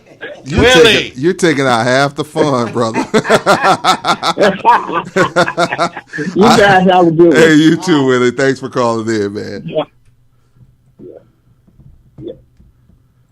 So I'll say this: Willie made a good point, and so did Ralph about he talked about the Circuit City Falcons. I hope that obviously there's rumors right now. I'm not confirming anything. Bethune-Cookman in the Southern game is to be announced. I think most of us feel like it's going to be in Jacksonville. I hope Cookman just continue to own that game outright. I don't want to deal with any sponsors. Not sponsors. We want sponsors, but through the school, I want Cookman to own that. Because we're starting to see even what they were calling the SWAC Classic with Jackson State and Southern, and it was moved to Birmingham, but that game was canceled today because the promoters couldn't come up with money. Happened last year in St. Louis, the Gateway Classic. So you're starting to see a lot of these classes where the promoters aren't doing their part. And so, I just hope that if we, just move the site games to the greatest degree possible, hopefully the school can own that and run with it, and then do some things where they're promoting the entire university. Like that's what I would like to see. Go out and make it a recruiting fair.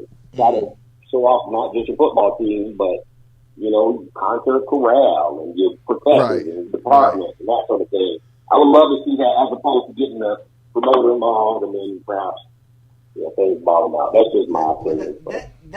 Jerry, that Jackson State Southern game being canceled was the whole impetus behind Jackson State and Dion getting out of the contract with Southern Heritage in Memphis, Tennessee, Tennessee State, which now is replacing Jackson with Arkansas Pine Bluff and Jackson State.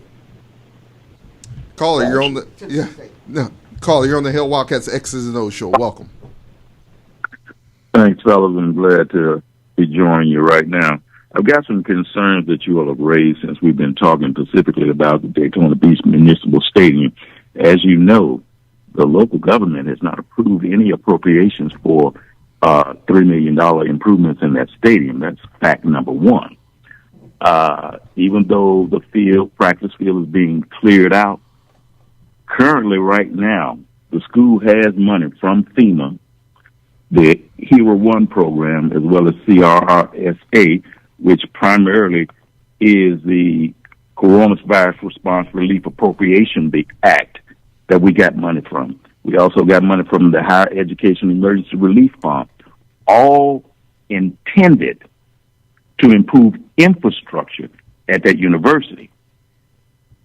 At the end of the day, will about allow us to put funds back into the athletic budget so that we can be back to the days when we had a championship caliber team that we put out there on the field.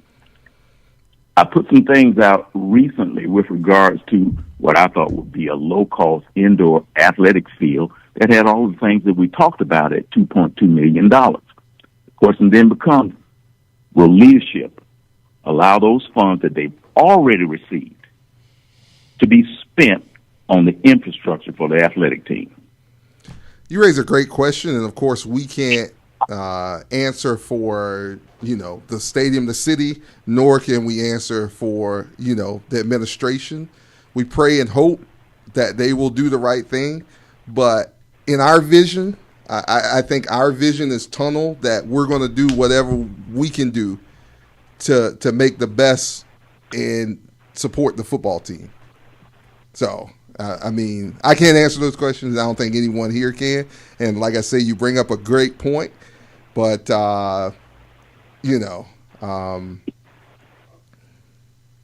that's not going to stop us from trying. That's where I think pressure needs to be applied, because the money is actually in place. Right. And when that issue came up, it was actually a member of the local, one of the local elected officials in Daytona Beach, who clearly stated they didn't approve that yet.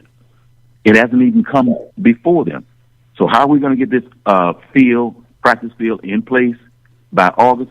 If you don't use those funding sources that I just mentioned, that we've already researched, because that Coronavirus Response Relief Appropriation Act put money in there for minority schools, HBCUs, for infrastructure. The same thing was done with the Higher Education Emergency Relief Funds.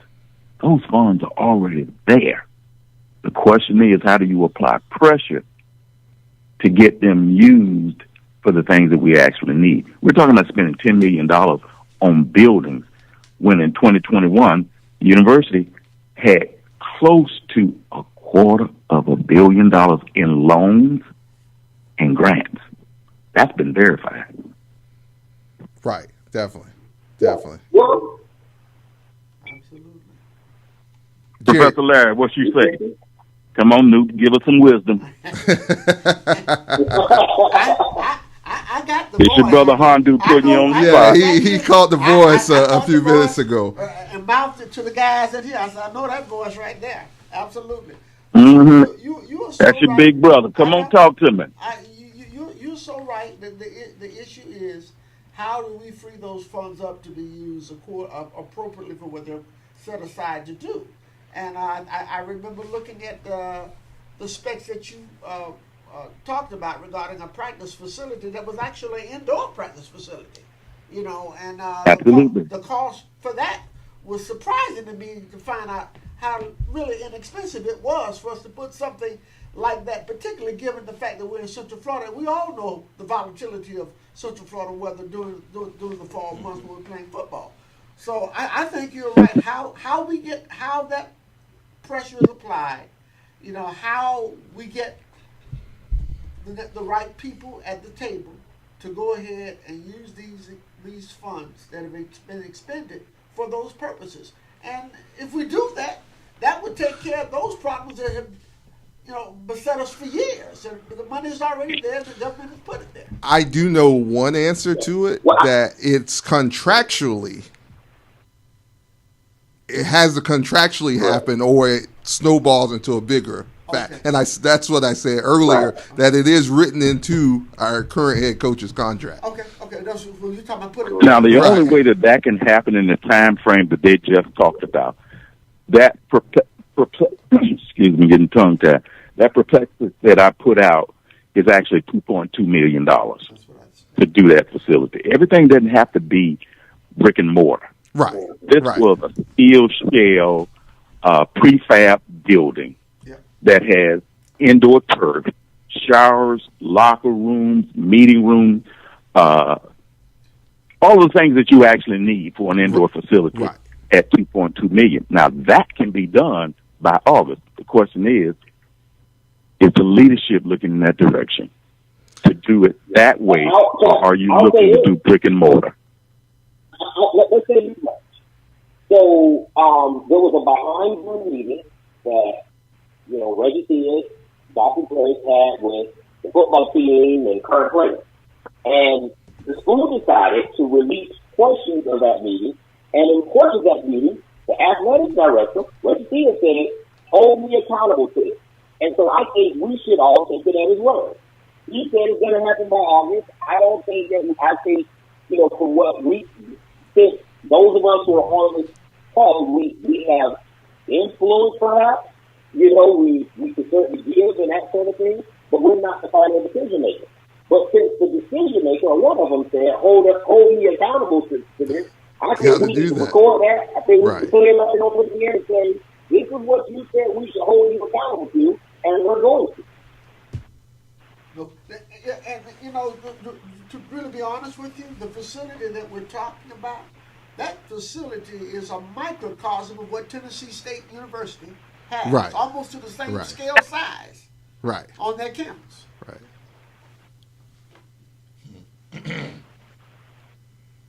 But I do remember hearing Reggie Theus say, Right, you know, that hold me right. to this for Right. August. Right. And that was actually printed in the media as well. So Yes. that's out there in his voice. Definitely so. I think it's what happens if it doesn't happen. I think we don't give them a pass. Right, you can't. You can't hold them and accountable. you got. You can't just put that out there and then not follow through. Most and you legally have a way to. I'm gonna stay on this side of the street. Now you want to come on this side? I figured he would. When I say that, I say that to say this, and I'm not going to go into it. I think all this underscores that we need a full-time athletic director. Right. You can't do these two jobs. Right. Amen. Amen. Amen. I mean, we can say the things that you guys really can't. Okay. And we can be used as a sounding board to echo the thoughts that are currently in your brain. Oh no, we can say them. But your professionalism doesn't allow you to do the head read. Now we kind of run our own show. We just don't. No, you're being smart, and I'll make absolutely certain. I agree with that wholeheartedly. I appreciate but I don't brother. have any faith that those funds that came from HEER 1 and 2, right, CRSA 1, FEMA, because some of that money has to be spent by June 28th. Definitely. Okay? That's right. And that practice field indoor, just like TSU, Larry, that's where I got the idea from. When I saw it, because I'm very close to some people at TSU, I said, that's the same facility. So I got on the phone and called my cousin and showed him the same thing. He said, that's it. Wow. I was like, Absolutely. $2.2 million, and we could do that and have it done by August. The question is anybody listening to this show and will take this information in administration to do exactly what it is that needs to be done when the money is already been given to you? We don't have any security when we walk out. That's why. You say that not only are they listening, but you notice you never gave him. As soon as he started talking, everybody knew who he was. He didn't have to say anything. I knew the voice. All right, Fred, I'm gone. Yes, sir. We thank you for calling, man. Appreciate it. Thank Great, you, great questions, man. And we'll talk to you soon. All right. All right.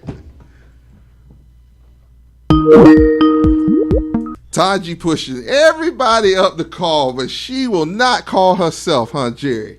Don't put me in this. You said I was in the studio. I don't know what you mean. You see, we've been going at it back and forth over here on the chat. Yeah.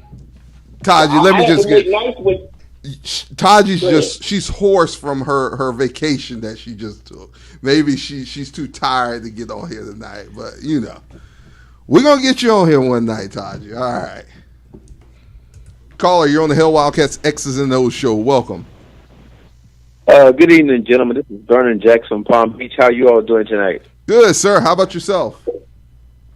I'm doing fine. I thank and praise God that we finally have a coach as a minister. I'm constantly praying for our school and praying that, they come to a realization to get us a permanent president because, with anything without a head, that's where you have all kind of problems. But some things you have to just move forward and get it taken care of. I thank God for that coach. I'm praying that this year, even with the athletic director and them, they get it right with the as far as the season tickets, because I'm a season ticket holder. I'm hoping they get that right this year because it was a mess last year, and I'm praying that moving forward that hopefully it's a new day at Bethune-Cookman, and because of the situation with Roland Martin and all that, all eyes are on Bethune-Cookman.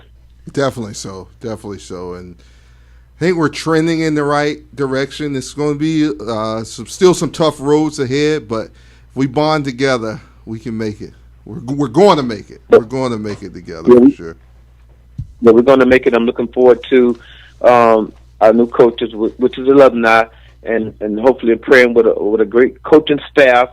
We got a phenomenal band. We got a phenomenal school, and I'm hoping that people keep in mind, even with that, hopefully the permanent president we receive in the future, if they just remember that Bethune-Cookman, because of Dr. Mary McLeod Bethune, she was a woman of God, a woman of faith, and if they keep her vision, at the forefront of everything they do, there's nothing that we can't accomplish at the great Bethune-Cookman University, and I'm a proud alumni of the great Bethune-Cookman University. Amen, brother. Amen. We thank you for calling in, man, and trust me, this head coach will be having some guys down there in Delray recruiting.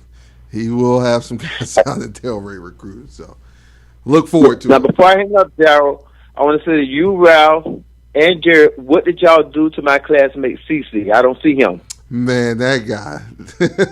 I guess, man, he's on a diesel. He just, I don't know what to say about that guy. I think he had a meeting tonight. Okay. Yeah, he had a meeting tonight. Yeah, Okay, he had a meeting at the gas pump. Didn't agree with him. But anyhow, I'm glad to. I'm hoping and looking forward to seeing y'all at the games, and Definitely. Y'all pray for me and I pray for y'all. But Hell Wildcats. Hell Wildcats, thank you for calling in, man. We look forward to hearing from you again, Mr. Jackson. All right, take it easy. Yes, sir. Good night. 386-868-3411. 386-868-3411. Miss Lodge is asking where CC is. I'm asking where CC is. CC asking where he is. We just that Miss Lodge, we raising diesel money. He's being a diva. He just want to be missed. That's why. Boy, I'm telling you. Y'all to ask for him. Yeah. I wonder what transfer portal that boy went in.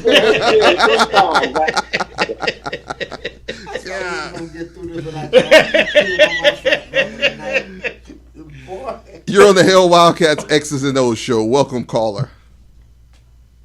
What's going on? This is Johnny Vickers, former Wildcat football player. Hey, Johnny, how's it going, my man? Welcome Nothing to the much. X's How and y'all O's boys show. doing today? Good, man. Good to hear from you, Johnny. Good to hear from you. Y'all too. Yeah, I just wanted to call in. Just want to say I'm watching y'all. Y'all fellas are doing a great job, and just kind of echo from earlier what Nick was saying. For all those who are out there, former Wildcat players, please get in contact with him. We're trying to set up a former Wildcat directory for all the former football players who are out there. It doesn't matter the year you played, who your coach was. We are just trying to get the information out so we can always have a way to maintain and stay in contact with each other. Definitely so. Definitely. Make sure you hit Mr. Vickers up. You hit Nick Rawls, just any former football player, and they'll put you in touch with the rest of the group. Let's make this thing stronger. Let's definitely make this thing stronger. There's a lot of positive things that are happening, as we said, behind the scenes, and then you will see them soon come to the forefront. Very soon come to the forefront. Yeah, I've had. Johnny, I got a question for you. Say what? I got a question for you, John. You got any kids on the team? I couldn't hear you. What did you say? Okay. Do you have any kids on the team? Do you have any kids on the team? Any kids on the team? On the team? Yes. No. My son is only 2.5 years old. I don't think he qualifies. Can he play? Now he got a nice little arm for his age, but I don't think he's ready for all that heat yet. Okay, next year.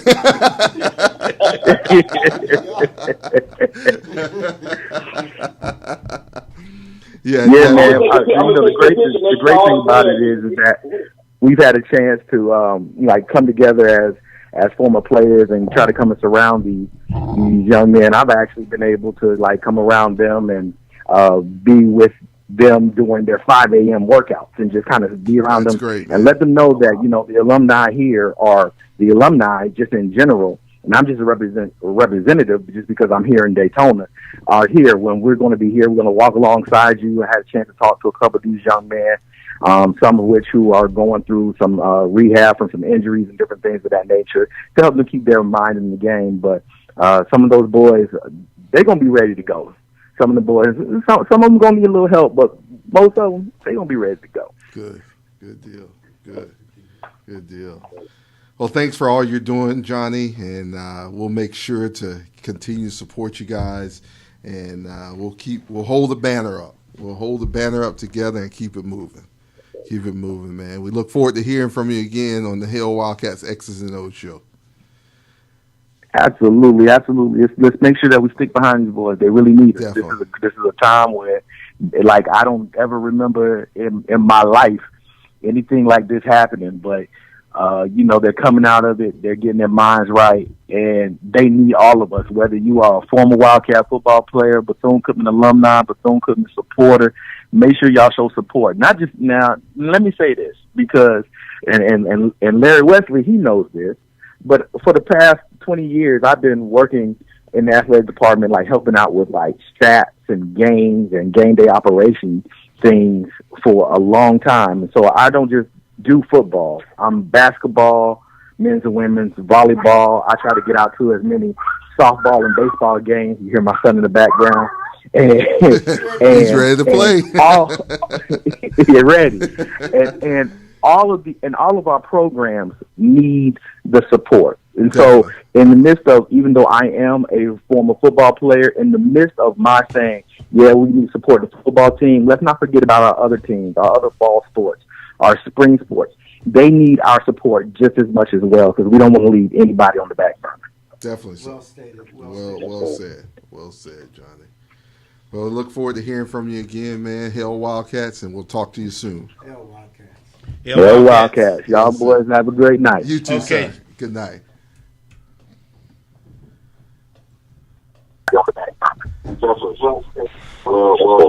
Caller, you're on the Hell Wildcats X's and O's show. Welcome. Look forward to hearing from you.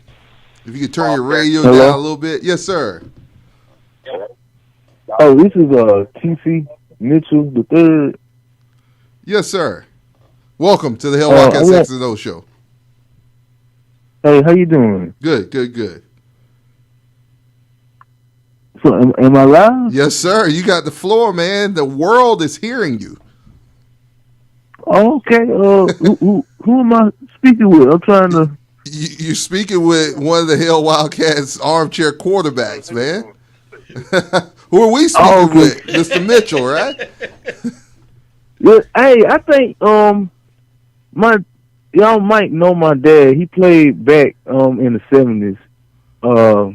TC Mitchell Jr. Fullback. Hello? Yes, sir. We're here. We're trying to figure out. We're waiting on we got our historian. The historian to jog his computer back. I do remember the name. I do. Okay. Yes, sir. I know he played with the former AD. He was number 22. Okay, with Mr. Thompson. Yes, sir. Yes, sir. Yes, sir. Yes, sir. But anyways, Hell Wildcats. I was a Wildcat in 2011. Okay. 2012. Jenkins area. Been a minute. I kind of went away from Cookman and went to seminary school. Okay. And but I actually plan on coming back to Cookman at some point. We love to have you back, man. The Wildcat spirit is still flowing, maroon and gold, and we'd be happy to have you come join us, man. There's a lot of great positive things going on. But see, this is the thing too, though. I'm in my 30s, right? Yes, sir. And I used to play football, and it's just something in me. I feel like if I put forth the right effort, keep God first, and have the right people around me, I got a feeling like I can come back to Cookman and walk on possibly. That's a great possibility. That is a great possibility if you have eligibility left. That's the main thing. That's the main thing. You still got eligibility left. That's kind of also beside the point. I really wanted to ask about the recruitment. How do y'all feel like the recruiting went as far as the new class coming in? Like, I liked it. I felt like we got a lot of great guys, but from y'all perspective, being around the Wildcat Nation more than I have, how y'all feel that this class is going to best benefit the Wildcat Nation? Well, the class is not over yet. We were kind of, as we said earlier in the show, we were kind of behind the 8 ball. But who we have picked up so far is going to help us be a better team. and that's from the recruits we picked up down to the head coach that we named as the head coach. So the Wildcats are going to be fine. The Wildcats are going to be fine, and as we get closer and closer to the portal and things of that nature opening back up, it's going to show a lot of people who slept on the maroon and gold that they should have never slept on the maroon and gold. Slept on the maroon and gold. So. And the last thing I guess I can say is I remember me going back to back in memory of when I went to the 2003 Florida Classic. Yes, sir. And I'm just still awaiting to see us, I guess, reach to that peak again. I've never experienced the Florida. I done been to Florida Classics after that one, but it's nothing that touches the 2003 Florida Classic to me. That's right. Right. We'll get back there. We're working to get back there. But we need your support to help us with that. We need your support. Definitely. Yes, sir. Definitely. Hey, man, we thank you for calling in, and we look forward to hearing from you again on the Hill Wildcats X's and O's show. Oh, definitely. Love you guys. Hill Wildcats. All right, thank you. Hill Wildcats. Good night.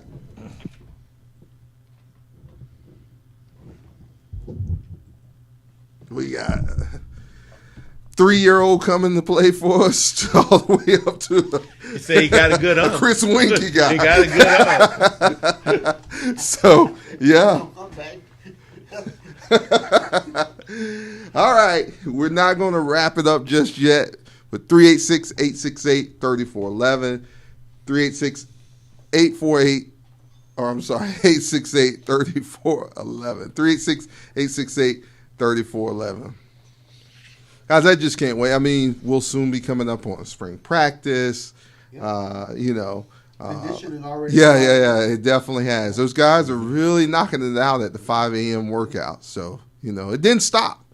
Things are coming together. We just have to stay behind them, as we keep saying, to keep on pushing those guys. And some of those guys that we thought was going to be in that, deep sea portal over there are backing out. Deep sea portal, yeah, are backing out. Here's my boy over here is like, are we going to still kick former players off the sideline? I don't foresee that happening with this new regime. You have a former Wildcat himself, so who's a disciplinarian. Yeah. And that goes big. I mean, everywhere he's been, it's this. That young man has put at least, I think, Jerry, and I know we didn't name them all, but at least 15 guys in the NFL who all still, reference him and things of that nature. Don't believe the hype that you might hear out there on some YouTube videos. I'll put it like that. So, yeah. I'll put it like that. You mentioned early on in the bio, and I didn't know that at the time, the youngest coach in the state of Florida. But he took Bayshore to the state, and they've not been back since he left. No, sir. And they've not made him back since he left. Just a humble, disciplined young man, family man. As I say, has a son at Cal Berkeley, played at Florida State, Raymond Woodie III. He's a senior out there. I think he's starting for Cal. And then his daughter, Alana, running track over at UCF. Considered coming here, but things didn't work out with the track team. And then has a son who's like 6'3", basically in the 8th grade. Yeah. Wears a size 15 shoe, so, Yeah, so... I mean, athletic family. His wife is a Cookmanite also. So, all in the family, all definitely in the family. Good days ahead, man. Good days ahead. So, I'm only going to cover this real quick. I see your comment, Gerard. The player who made that comment, as a Seminole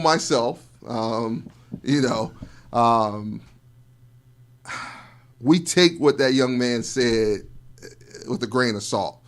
So there's two sides to every story, right? One player was interviewed from Florida State who is not liked at all at Florida State. If you look out there for videos, there's even a video of that young man being escorted off a plane, almost arrested. So, and that's not to put him down, but, take what you say with a grain of salt and then look at the 15 or plus players who made it to the NFL who he can call on a first name basis right now. So that's the part. Yeah. But if you're looking for dirt, you could always find it. Oh, yeah. Yeah, always. Then everybody's not going to like every coach, bro. No. Everybody's not going to like. And some people don't like all their kids. No. I mean, as much as we love. How many kids you got, Ralph? Yeah, Ralph, you said how many you got, bro? Hey, Jerry, I like my 2 kids. Do they like you, Ralph? That's all in fun, everyone. But that's so true, But if I could personally speak to Coach Woodie's character, that not someone who I've been around for 3 years, for 4 years, but pretty much my whole adult life. You can't find a better gentleman, a guy to have a conversation with who's just going to be down to earth, comes from, humble beginnings and things of that nature, other than Coach Woodie. They got him a jewel in Coach Woodie. Or we got a jewel in Coach Woodie. Yeah. So. I mean, I do think it's worth saying, though, that the quality of coaches that he hires is going to determine, ultimately where this program goes. No head coach does all the teaching. Right. I mean, that's just, your teachers are your position coaches, and those guys, the guys that are in the meeting rooms and meet with these guys and working out film with them. So, this kind of whole notion of you got to be able to run the program and oversee things and speak your vision into your team and to your coaches, Right. But, really, we're going to, when we bring in his coaches, watching those guys perform is really that's going to determine how far this, the team goes. And really, maybe I am looking too far back. Well, I'll leave that one alone. But basically, I'm about to get myself in trouble. Basically the quality of assistant coaches, that's going to tell you how good your team is. You want to look at Alabama? You know what Alabama's great? Look at all the guys that come through there. Those guys go on to be successful other places. And so, retreading a lot of those guys. Yeah. Mm-hmm. One of his favorite sayings, one of Coach Woodie's favorite sayings is, you only got one shot at it. That's all you get. You only got one shot at it, so you got to make it the best, and I know he's going to do that. We can't tell you who's going to be on this coaching staff, but if I know, from his coaching lineage, he's going to bring in the best. And I believe that the staff would be balanced. Yes, very. I say that because how many times have we been harping about a quarterback coach or whatever? Right. So Right. I think you'll see a very consistent coaching staff in that regard. You're listening to the Hill Wildcats X's and O's show on Joy 106.3 FM, Daytona's #1 gospel radio station.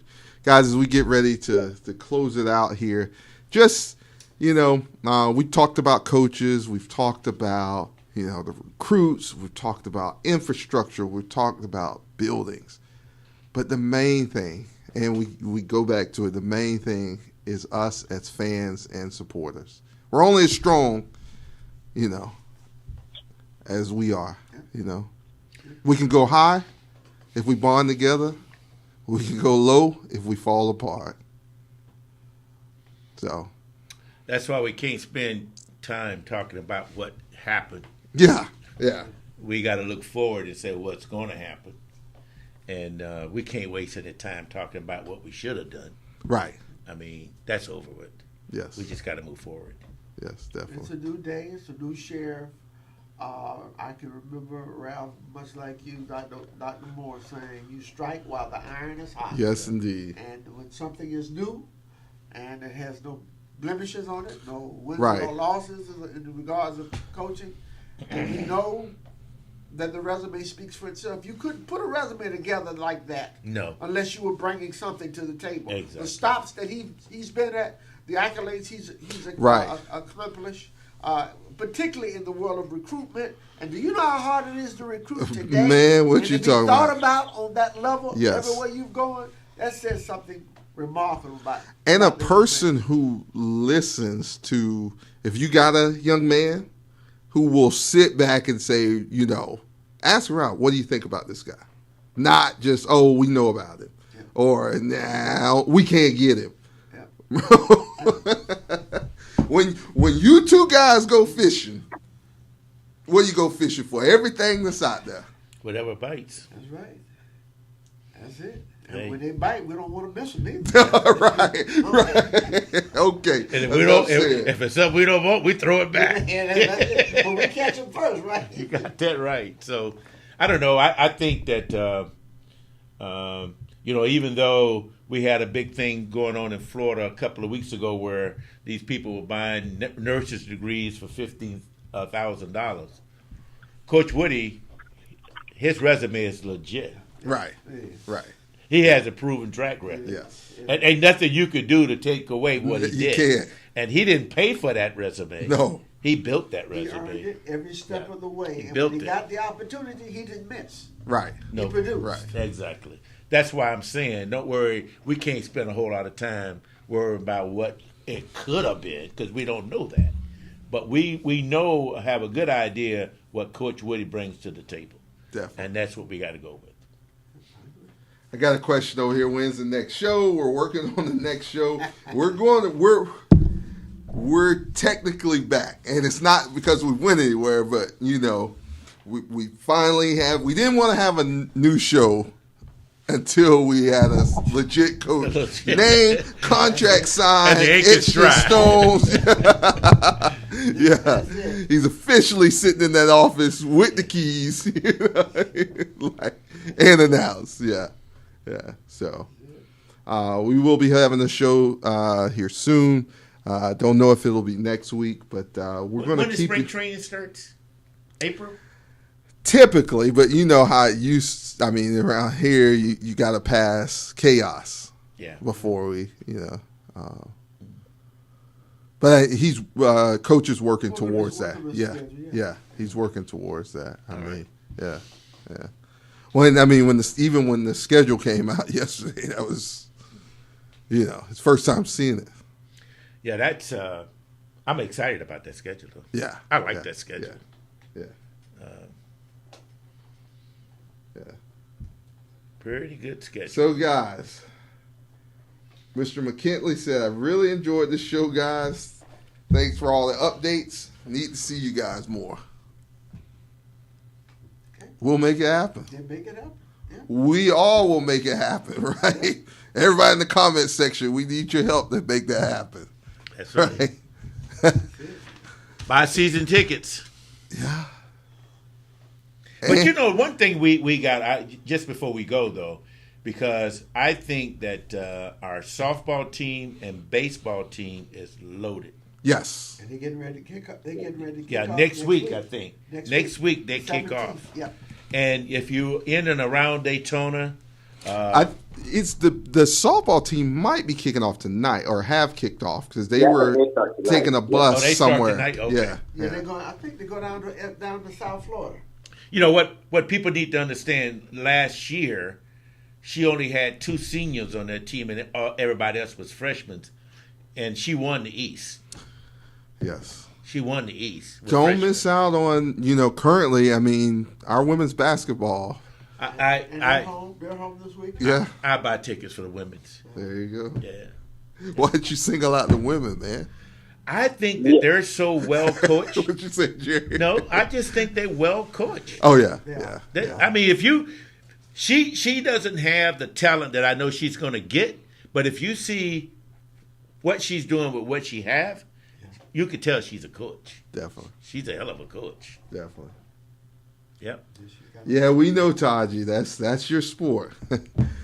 Ralph, give us your closing words, brother. Well, I mean, I'm really excited about what's going on with our new coach. I can't wait to see who's going to be on his staff, and I'm just fired up and ready to go myself. Real quick, Jerry, you see Mr. Rawls' comments and you. I didn't. Uh-oh. I'm scared, huh? Yeah. So Nick says to Jerry, I'll email you all my info so you can send my season tickets. Shouldn't he be getting, how many does he get? Two to 4 or something like that 4. himself, right? Gee, I mean, 1, 2, 3, 4. I guess he won't be coming to the game. Right. You got it wrong. Larry, give us your closing words, brother. Well, I think I share Ralph's sentiments as well. I think just having the animal lifted off of our shoulder, wondering whether we were going to get a coach, who that coach would be, and knowing that we got the guy that most of us felt it should have been from the start. Makes me feel really good. Let's let the process work itself out. Let him sort through his staff hires. Trust that he's going to put a good staff together, and we know he's going to get to work. He's a heck of a workaholic. Yes. And I think that ball club... I'm will, sure he's still in the office right now. He got in there at 7 o'clock this morning. That ball club will reflect the character of that coach. And yeah. I think better days are certainly going to be ahead for us. And we need to get behind the team in any way that we can. Exactly, yeah. Gotcha. Yeah. Jerry? Yeah, I think there's an interesting trend going on right now in the SWAC, where you consider guys who either are alums of the university or grew up basically in the shadows of the university, taking over programs. I think it's over half of the SWAC teams now. You think about Eddie Robinson Jr. up at Alabama State, and you got, Willie Simmons up in FAMU, you got, your guy over in Valley, and I mean, just all around CC Taylor up in Jackson. And so you're starting to see where a bunch of teams in the SWAC, are trending towards people who understand the culture and all of those type of things. And I say all that to say this. In all of those other places, the alumni galvanizing behind the guys who are at the helm. And let's not be the eyeball eye. Let's not be the ones who are, devouring our own. We need to support our own. We need to, rally and, do what we can to support this program. And, if you give, you are concerned about where the money's going to go, make sure you earmark it for football or athletics or whatever department you want that money to go to. So it goes to the right place. But we don't want to devour ourselves. And, again, there's been a black cloud over this university for quite some time. And I see this as a silver lining, as the sun coming out, if you will. And so I'm excited about, this new chapter for Bethune-Cookman football. Hopefully this is signaling something positive, not only for the football program, but for the university. So I'm 100% behind Coach Woodie. I hope all the fans are. I hope that negativity that's out there, the kind of almost wanting to find fault before we even give it a chance, hopefully that dissipates, it goes away, and we get people who just say we want to support what's going on and, see Bethune-Cookman be successful and not rejoice at her downfall. Definitely. Amen. Definitely. Amen. 3 things before we close out for myself. Coach Woodie sends his greetings to all the fans out there and supporters. I know some of us thought he would be on tonight, but his schedule has been pretty tight. Like I said yesterday, 10 o'clock was his first day, first start on it in his official capacity. He has also, committed to doing a live interview on a higher station first, and we wanted to honor that. And let's just look at it. A few months ago, we had him on here first. So, yeah, you're right. What you said earlier. So, yeah, he wants to send his greetings. And we will have Coach Woodie on soon. So, let's go Wildcat fans. Number 2, I want to say this. Remain faithful, Wildcat fans. Prayer changes things. Prayer changes things. From, as I said earlier, November 29th to, let's just say February 2nd, there was a lot of praying going on. There was a lot of things that changed. There was a lot of stuff that, man, we didn't get our guy. We didn't get our guy. There was a lot of behind-the-scenes things. There was, other jobs that could have been taken, but God said, that's not where I want you. That's not where I want you. Even up to just, weekend before last. There was at a threshold where today that wasn't going to be the name on the marquee for the head coach for Bethune-Cookman. Even on that Sunday. But prayer changes things. And so I say all that to say, if that can happen, all the things with the school, everything that's involved, everything that troubles you can be changed. But you got to stay faithful and remain behind it. Daryl, sometimes I say in this process, convinced me more than ever before. Sometimes being an alum of an HBCU ain't no easy thing. It's not no easy. On Jesus and listen to the angels. Yes, indeed. Okay? Indeed. We've had to do that to get to this point. Yes, sir. Yes, we did. What's the sign? So hard to be a Wildcat? That's it. Yes, sir. Yes, sir. But I'm thankful for where we are. And stay tuned. As I said, stay tuned. You're going to be hearing some things from Hale Wildcats in the very near future that we want everyone to participate in. And everyone can participate and make things a lot better. So stay tuned in the very near future. We'll be back right here on the HaleWildcats.com X's and O's show. I'd like to thank my co-hosts tonight, Ralph, Mr. Wesley, my boy Jerry, and everyone out there who listened to us. And that guy. Hey, I might drive to the studio next time just so Taji can call her. Yes, sir. Yes, sir. Yeah, you have to do that for Taji. She been begging for you, man. We'll get her to put your gas in. Hey, I can afford diesel. I don't know.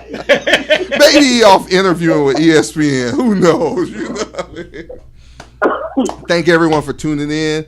Hale Wildcats, and we look forward to seeing you on our next show. Stay tuned for when that show will be. Good night, Hale Wildcats. Hale Wildcats.